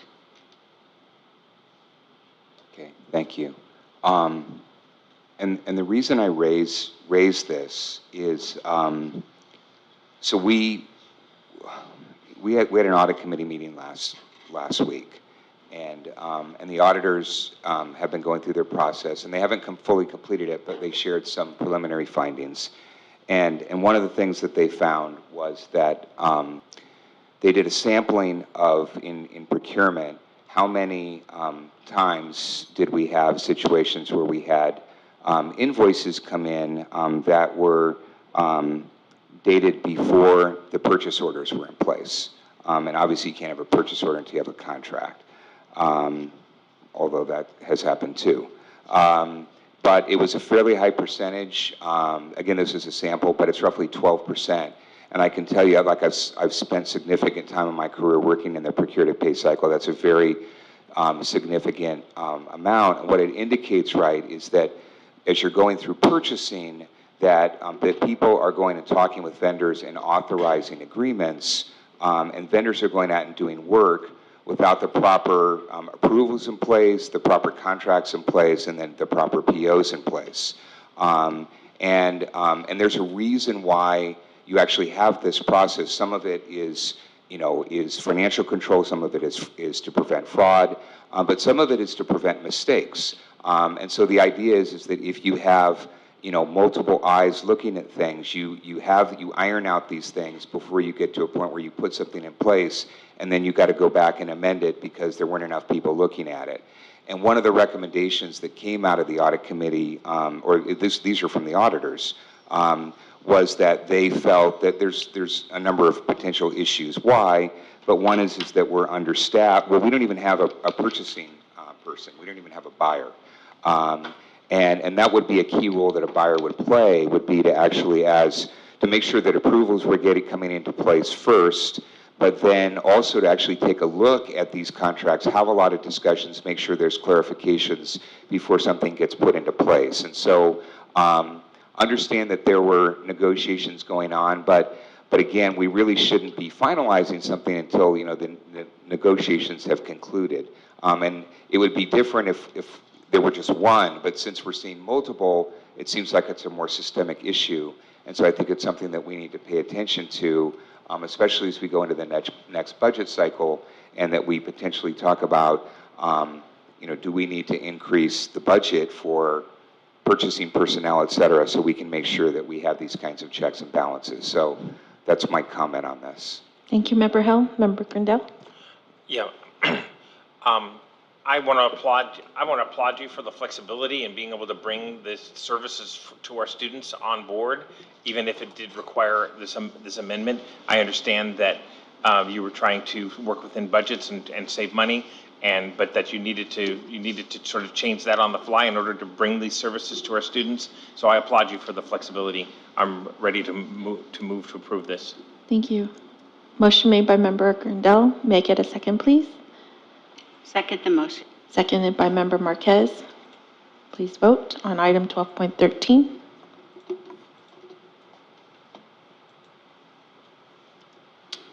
Okay. Does that also answer your question for item 12.14? If it's the same situation, but again, Yes, it is. Yeah, but a key part of this is contract review. Yes. Right? It's a very important step, and the fact that we're having these amendments means that there's a breakdown. Okay, great. Thank you. We have 4 ayes and Member Zhang not present to vote. Thank you. Item 12.14, are we ready to make a motion for approval? Make it a motion to approve? Motion to approve? Motion made by Member Marquez. Make it a second, please. I'll second. Seconded by Member Grindel. Please vote. Thank you.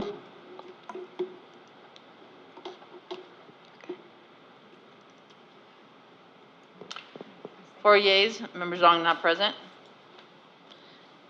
Thank you. On to item 12.15, Member Hill. Again, it's the same question, so why the amendment? Great. Ms. Dela Cruz can respond to this, but I will say we always have, for a variety of different reasons, amendments that come up for different contracts. It's just standard business. But I'll let Ms. Dela Cruz explain in this particular case why we're doing that. This particular contract had an increase in the hourly rate from the last time we changed it was in 2021.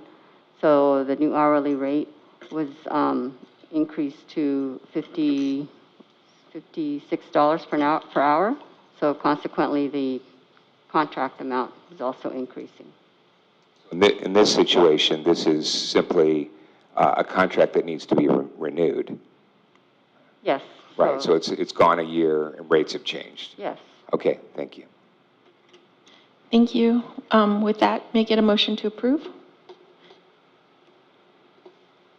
I move to approve. Thank you, Member Hill. Motion made by Member Hill, Second. seconded by Member Marquez. Thank you, Ms. Rangel.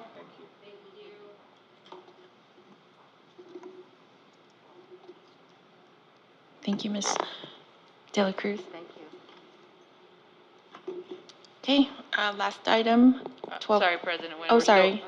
We're still waiting. Oh, It didn't come through? I opened it again, so I'm gonna have to ask everybody to vote. My apologies.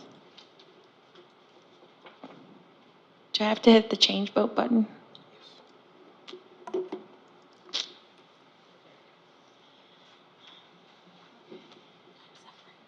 Member Hill, we're gonna need you to vote again. My apologies.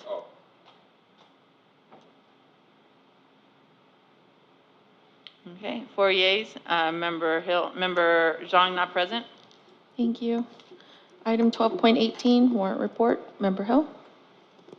Right, so this is the warrant report. So, Board, I'm requesting that we pull the current warrants report because I noticed another $11,000 payment being made to Jeffrey Vu. As I've discussed in prior board meetings, Mr. Vu is the person Superintendent Triplett has awarded numerous no-bid contracts for video production services. As I mentioned, Mr. Vu is a full-time employee at the Oakland Unified School District and is in violation of numerous contract requirements laid out in NUSD's Standard Independent Contractor Agreement. First, the preamble to our contract references Government Code 53060, which states that the district is authorized to, quote, contract for the furnishing of special services and advice in financial, economic, accounting, engineering, legal, and administrative matters with persons specially trained, experienced, and competent to perform such services, end quote.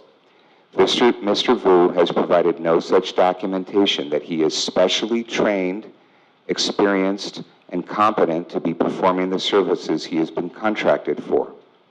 Secondly, under Section 9 of our contract, contractors are required to obtain and keep in force all licenses and permits necessary for the performance of the agreement.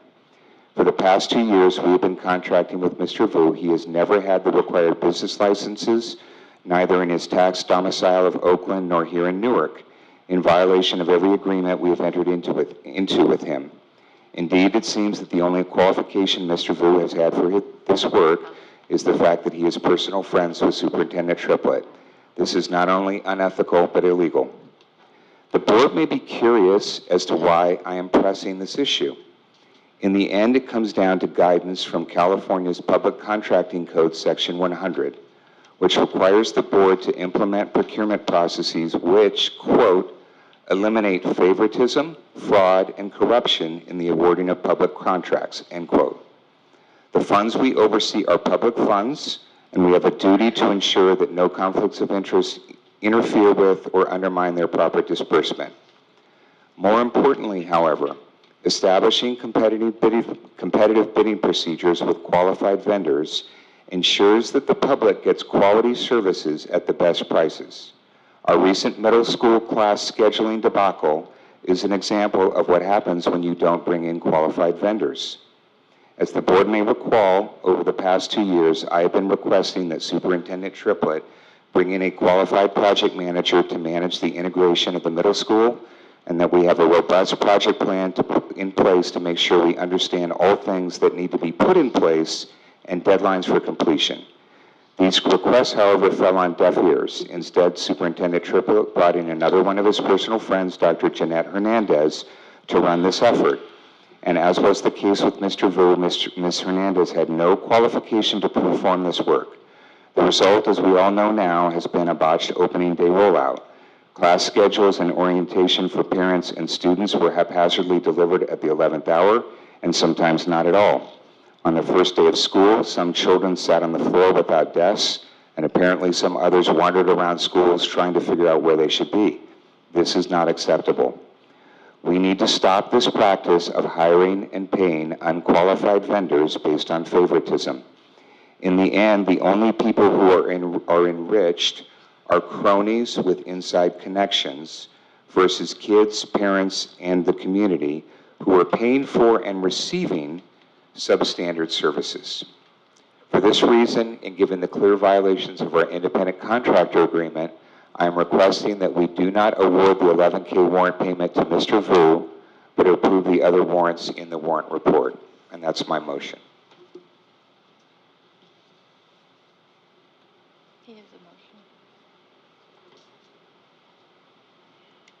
President Nguyen, at this point, is there a second? It does not seem so. Thank you. Member Grandel? I'll move approval of the warrant report. May I get a second? Second. Motion made by Member Grandel, seconded by Member Marquez. How do you vote?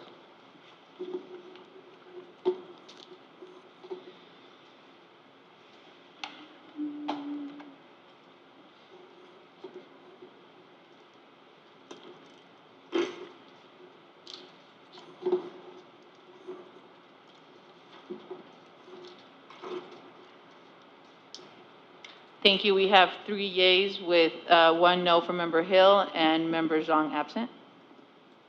Thank you. On to item 18.1, Board of Education recognitions and announcements. Member Marquez? Thank you. One of the things that I wanted to go over is just some information that I had looked up, and I was able to find it when it comes to the effectiveness of the board, so it'll just take a second. Effective board members participate in professional development and commit the time and the energy necessary to be informed and effective leaders. You should understand your school system's vision, the goals, and the policies, its current successes, challenges, and opportunities, and the educational environment for your community. So the one thing that I find is that, for the most part, what I've seen is that we've been on track.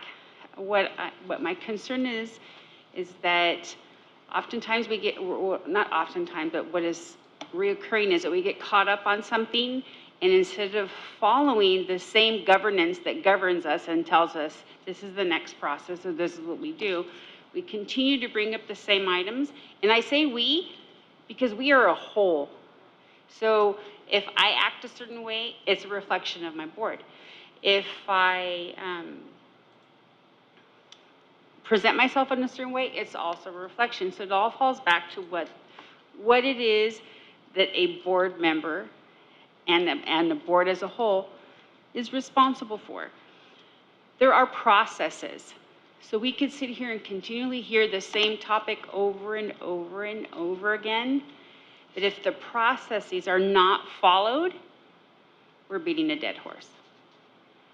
So we as a board need to be professionally developed so that we understand the steps and the process that govern us, so that we can get the questions, the things, the doubts, the information that we're looking for properly handled, right? And don't mistake our silence.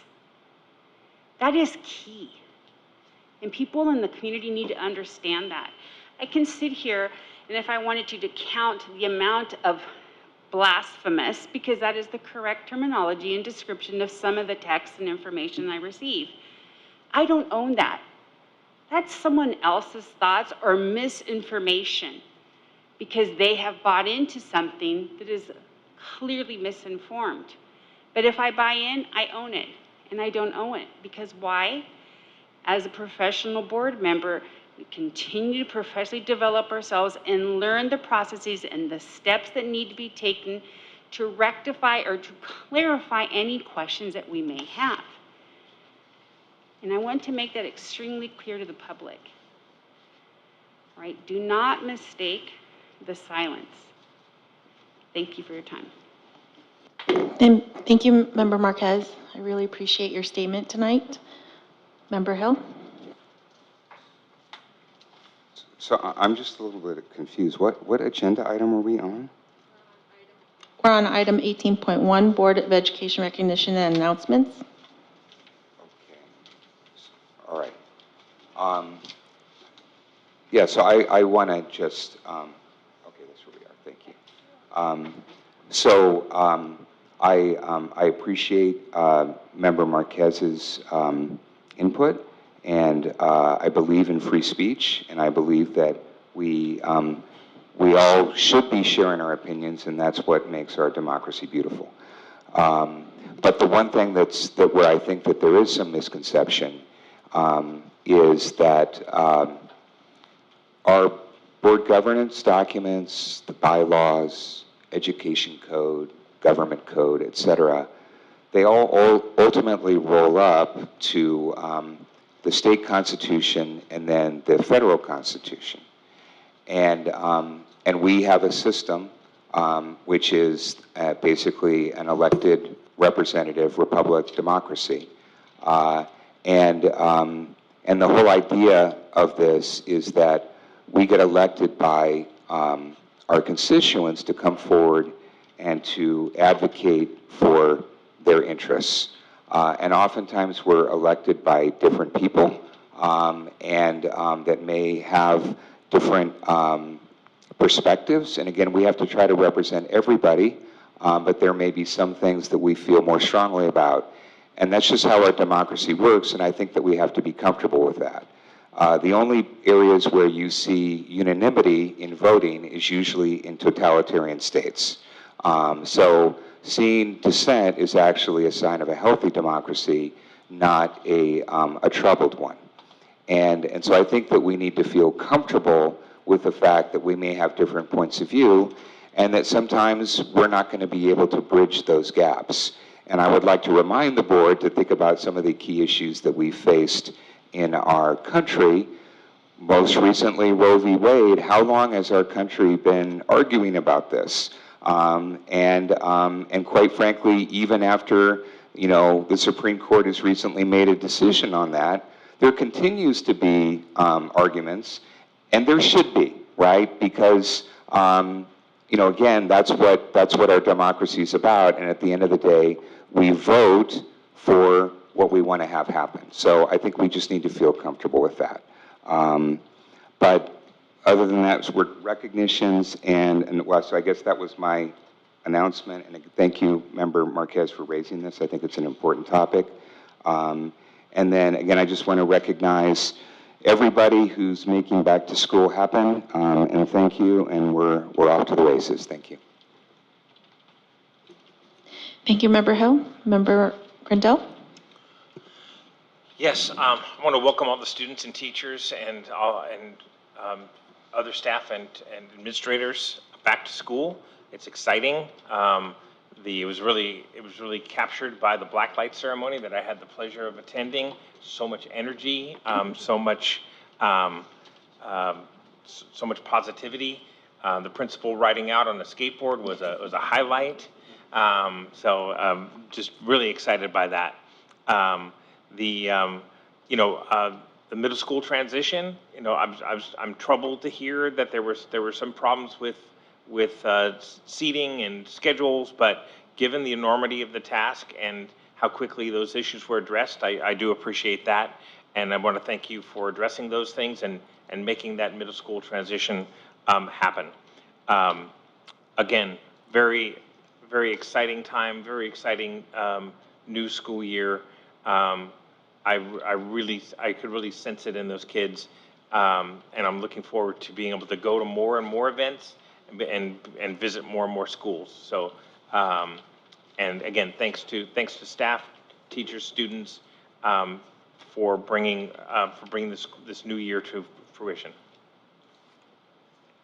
Thank you, Member Grandel. I just want to echo my fellow board members' comments, all three of them, and also wanted to really recognize our IT staff for all their hard work and dedication to our students and our staff in general. I know that they've had some major projects along with getting our students ready for the school year with schedules and parent view and student view, but they had a major phone system upgrade also, and that is no feat. And I was very amazed that they were able to do it in such a short time, considering I know how long these IT projects can span out, and for them to be able to get the district up and running even with some initial problems with the start of the school. And we'd like to apologize to our community for not planning it out a little bit better, but sometimes these situations, they just happen, and we have to roll with it and adjust as they come along. And I think our staff did a wonderful job trying to mitigate some of those issues. So I really wanted to commend our staff and to commend our IT staff for doing all they can, especially with them being shorthanded. And so I just really wanted to appreciate Mr. Paul Rose and his staff. So thank you. And welcome back, everyone. Really excited. The high school was amazing, full of energy. The new administrative staff there is really embracing our students, and and really, you can feel a really great energy there. And at the junior high, yes, there are some mishaps, but I think for us to come in and think that there's not going to be any issues with the start of the new school year, with the transition, I think that is a mistake in itself for parents to have really high expectations, thinking that everything's going to go off as, that to go off without any issues. But of course, that's what we want, but we also have to anticipate that there's going to be some challenges. And yes, the first few days of the new school year, all the parents want to be able to drop off their kids. And so there's going to be traffic, there's going to be those kinds of things. And as parents, we should anticipate those kinds of things, and that we should anticipate that there's going to be issues, but also have faith in our staff that they will be able to mitigate and problem solve on the fly. And I know that our staff has done that. And I really wanted to appreciate them for doing that and for stepping up. And also our teachers who are filling in for classrooms that don't have permanent teachers yet. We appreciate you so much for doing that, because you care about the students, and you want to make sure that their lesson plans are going to continue without any issues. So thank you so much for that. With that, we'll go on to 18.2, Board of Education Committee reports. Are there any report out from Mission ROP? They've been in their recess, so no. Okay. And is there anything from SELPA? None. Anything from EBIC? None. Audit Committee?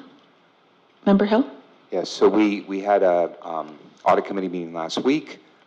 We had the auditor come in, and they shared some preliminary findings. And I apologize, I forgot, Ms. Dela Cruz, to ask you, but they did actually provide a document that was their preliminary findings, and obviously they're going to be providing. But if we could actually post that document out on the audit part of the website, since it is a public document, that'd be great if people are interested in looking at it. But basically, they had preliminary findings. I think that they're targeting trying to have the audit complete in the September-October timeframe. But then they're doing audits for everybody, so they're not going to be providing really the final version until December, or January. But we are going to be having another audit committee meeting in October. The dates are on the website. And we have been having a discussion around internal controls and what needs to be put in place, so that will be on the next agenda. Thank you. Thank you, Member Hill. And there is no report out on the bond parcel tax committee.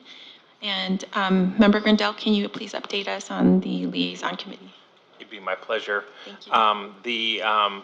We had a very productive meeting with the city, 2 city council members and 2 board members and staff from both agencies.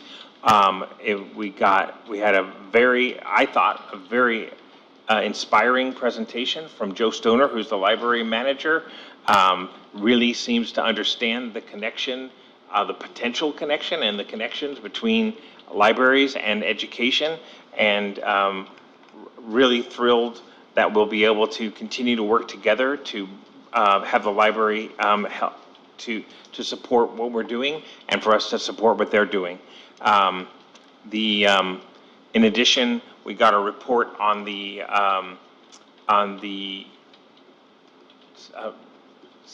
police officer at the high school, SRO. the SRO, and the SRO that's been a long time at the high school has retired. The city is looking to fill the position. In the interim, they're increasing their patrols, and we're happy to hear that they were aware of the issue and that they were on it. So very encouraging meeting, and we hope to have more and more discussion with the city about how the city and the district and the library and Mission ROP can all, and Ohlone College can all work together to improve the educational experience for our children and adults. So thanks. Thank you, Member Grindell. With that, we will move on to item 18.3, Board of Education requests. Member Marquez, do you have any requests at this time? None at this time. Member Hill? Yes, so my only request is related to our new agenda format. And it's just ironic that in this particular agenda item, 18.3, under the background, it says here, the following derives directly from the board-approved governance team handbook. Authority is collective, not individual. The only authority to direct action rests with the board as a whole when seated at a regular or special board meeting. Outside of this meeting, there is no authority. A majority board vote provides direction to the superintendent. Board members will not undermine the ability of staff to carry out board direction. So, carrying along the lines of what Member Marquez was stating earlier. And by the way, this language here that's coming from the governance handbook, also you can find the same thing in the bylaws, and you can find the same thing in Ed Code. And so, again, we as a body make a decision. So if we're going to decide to change the format of the agenda, we need to agendize that. We need to have a discussion as a board, and we need to vote on that as a board. And I think that there's pros and cons to what we're doing, but again, I think that we need to follow the process. And I did like the recommendation that I heard from public comment about, I do agree that having everybody, all the public comments kind of front-loaded, and then we, like 2 hours later, we're on this topic where we hear something, it's hard to remember, and I think that that's important. And so I think it would be great to provide flexibility. I think we should talk about it, where people can make their comment at that time, or maybe if they want to wait and make it at the time that we're talking about it. But regardless, my request is that we bring this back, our agenda format formally, we discuss it as a board, we agree with what we think the format should be, and then we vote to adopt. So that's my request.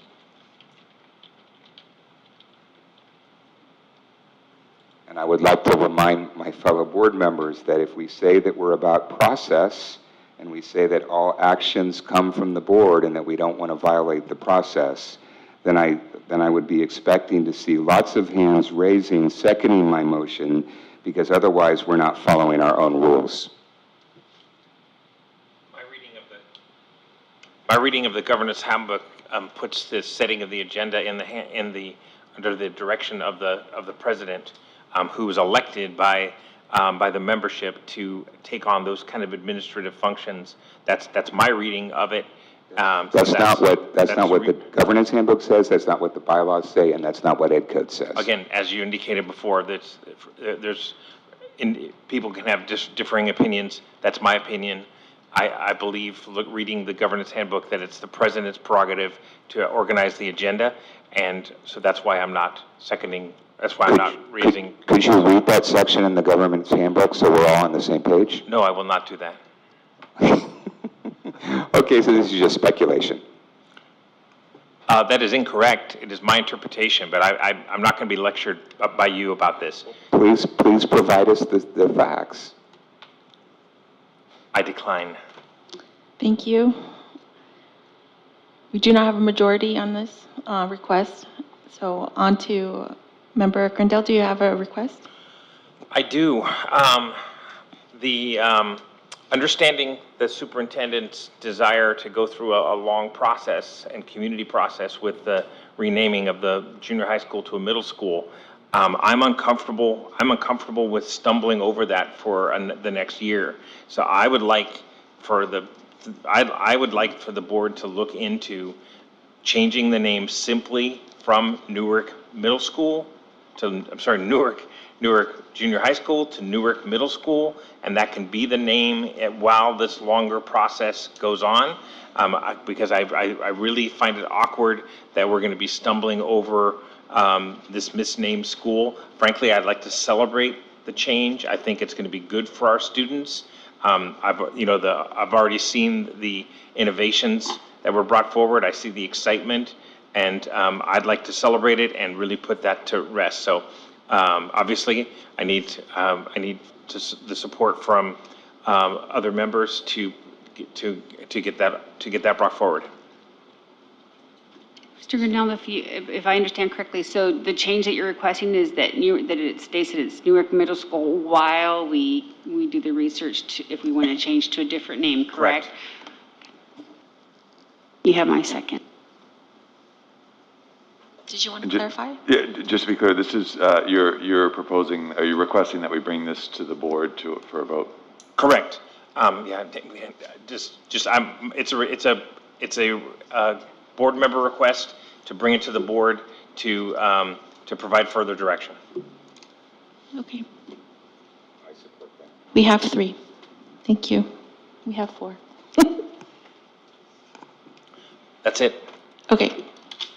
I do not have any requests at this time, other than for our staff to have a wonderful weekend coming up.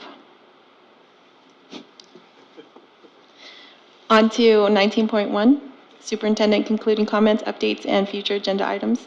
Thank you so much, President Nguyen.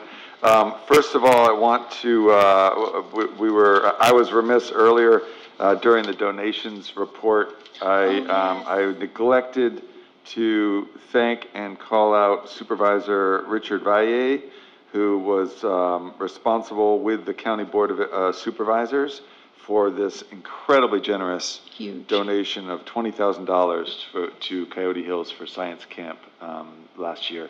So wanted to just really applaud that, thank that. It meant so much to the Coyote Hills community, so thank you. I also just want to conclude with a few comments about the middle school.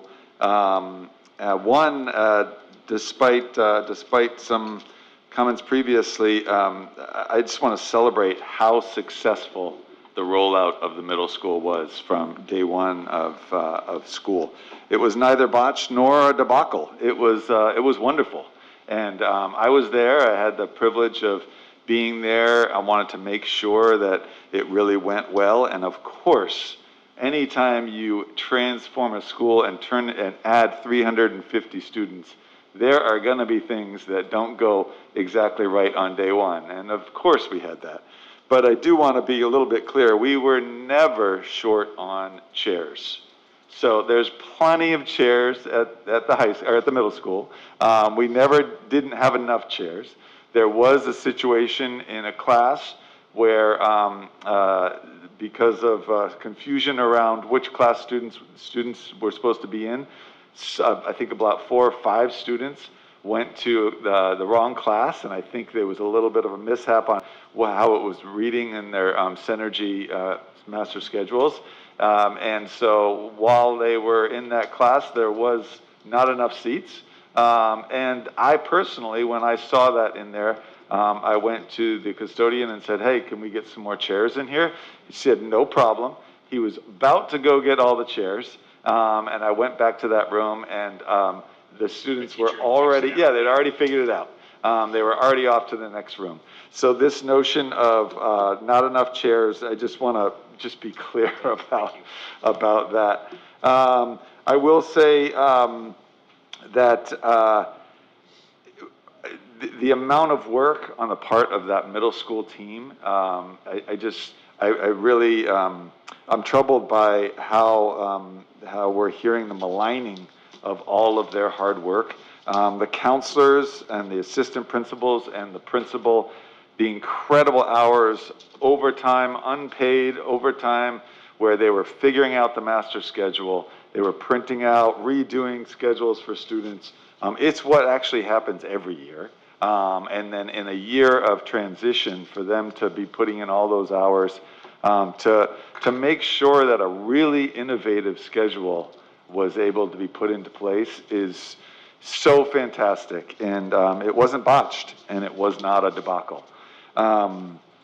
I was left with, when I first got there on the first day of school, watching all those sixth graders enter the school, nervous, not super freaked out, but a little nervous. You could just see it in their eyes, asking for help, and so many people there guiding them, including our eighth graders who stepped up. They had these little badges on, and they were guiding the kids. It was beautiful.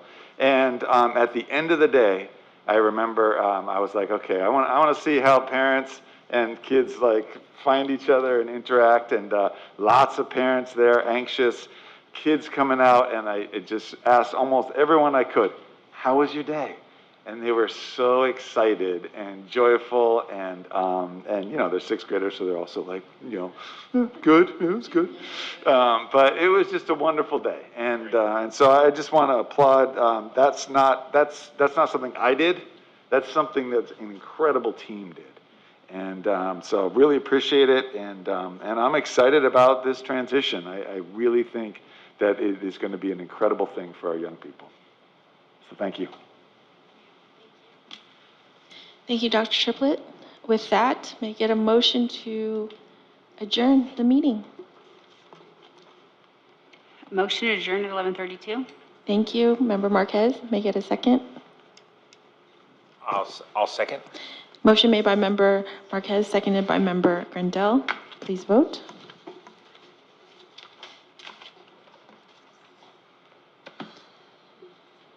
Meeting adjourned at 11:32. Thanks, everybody.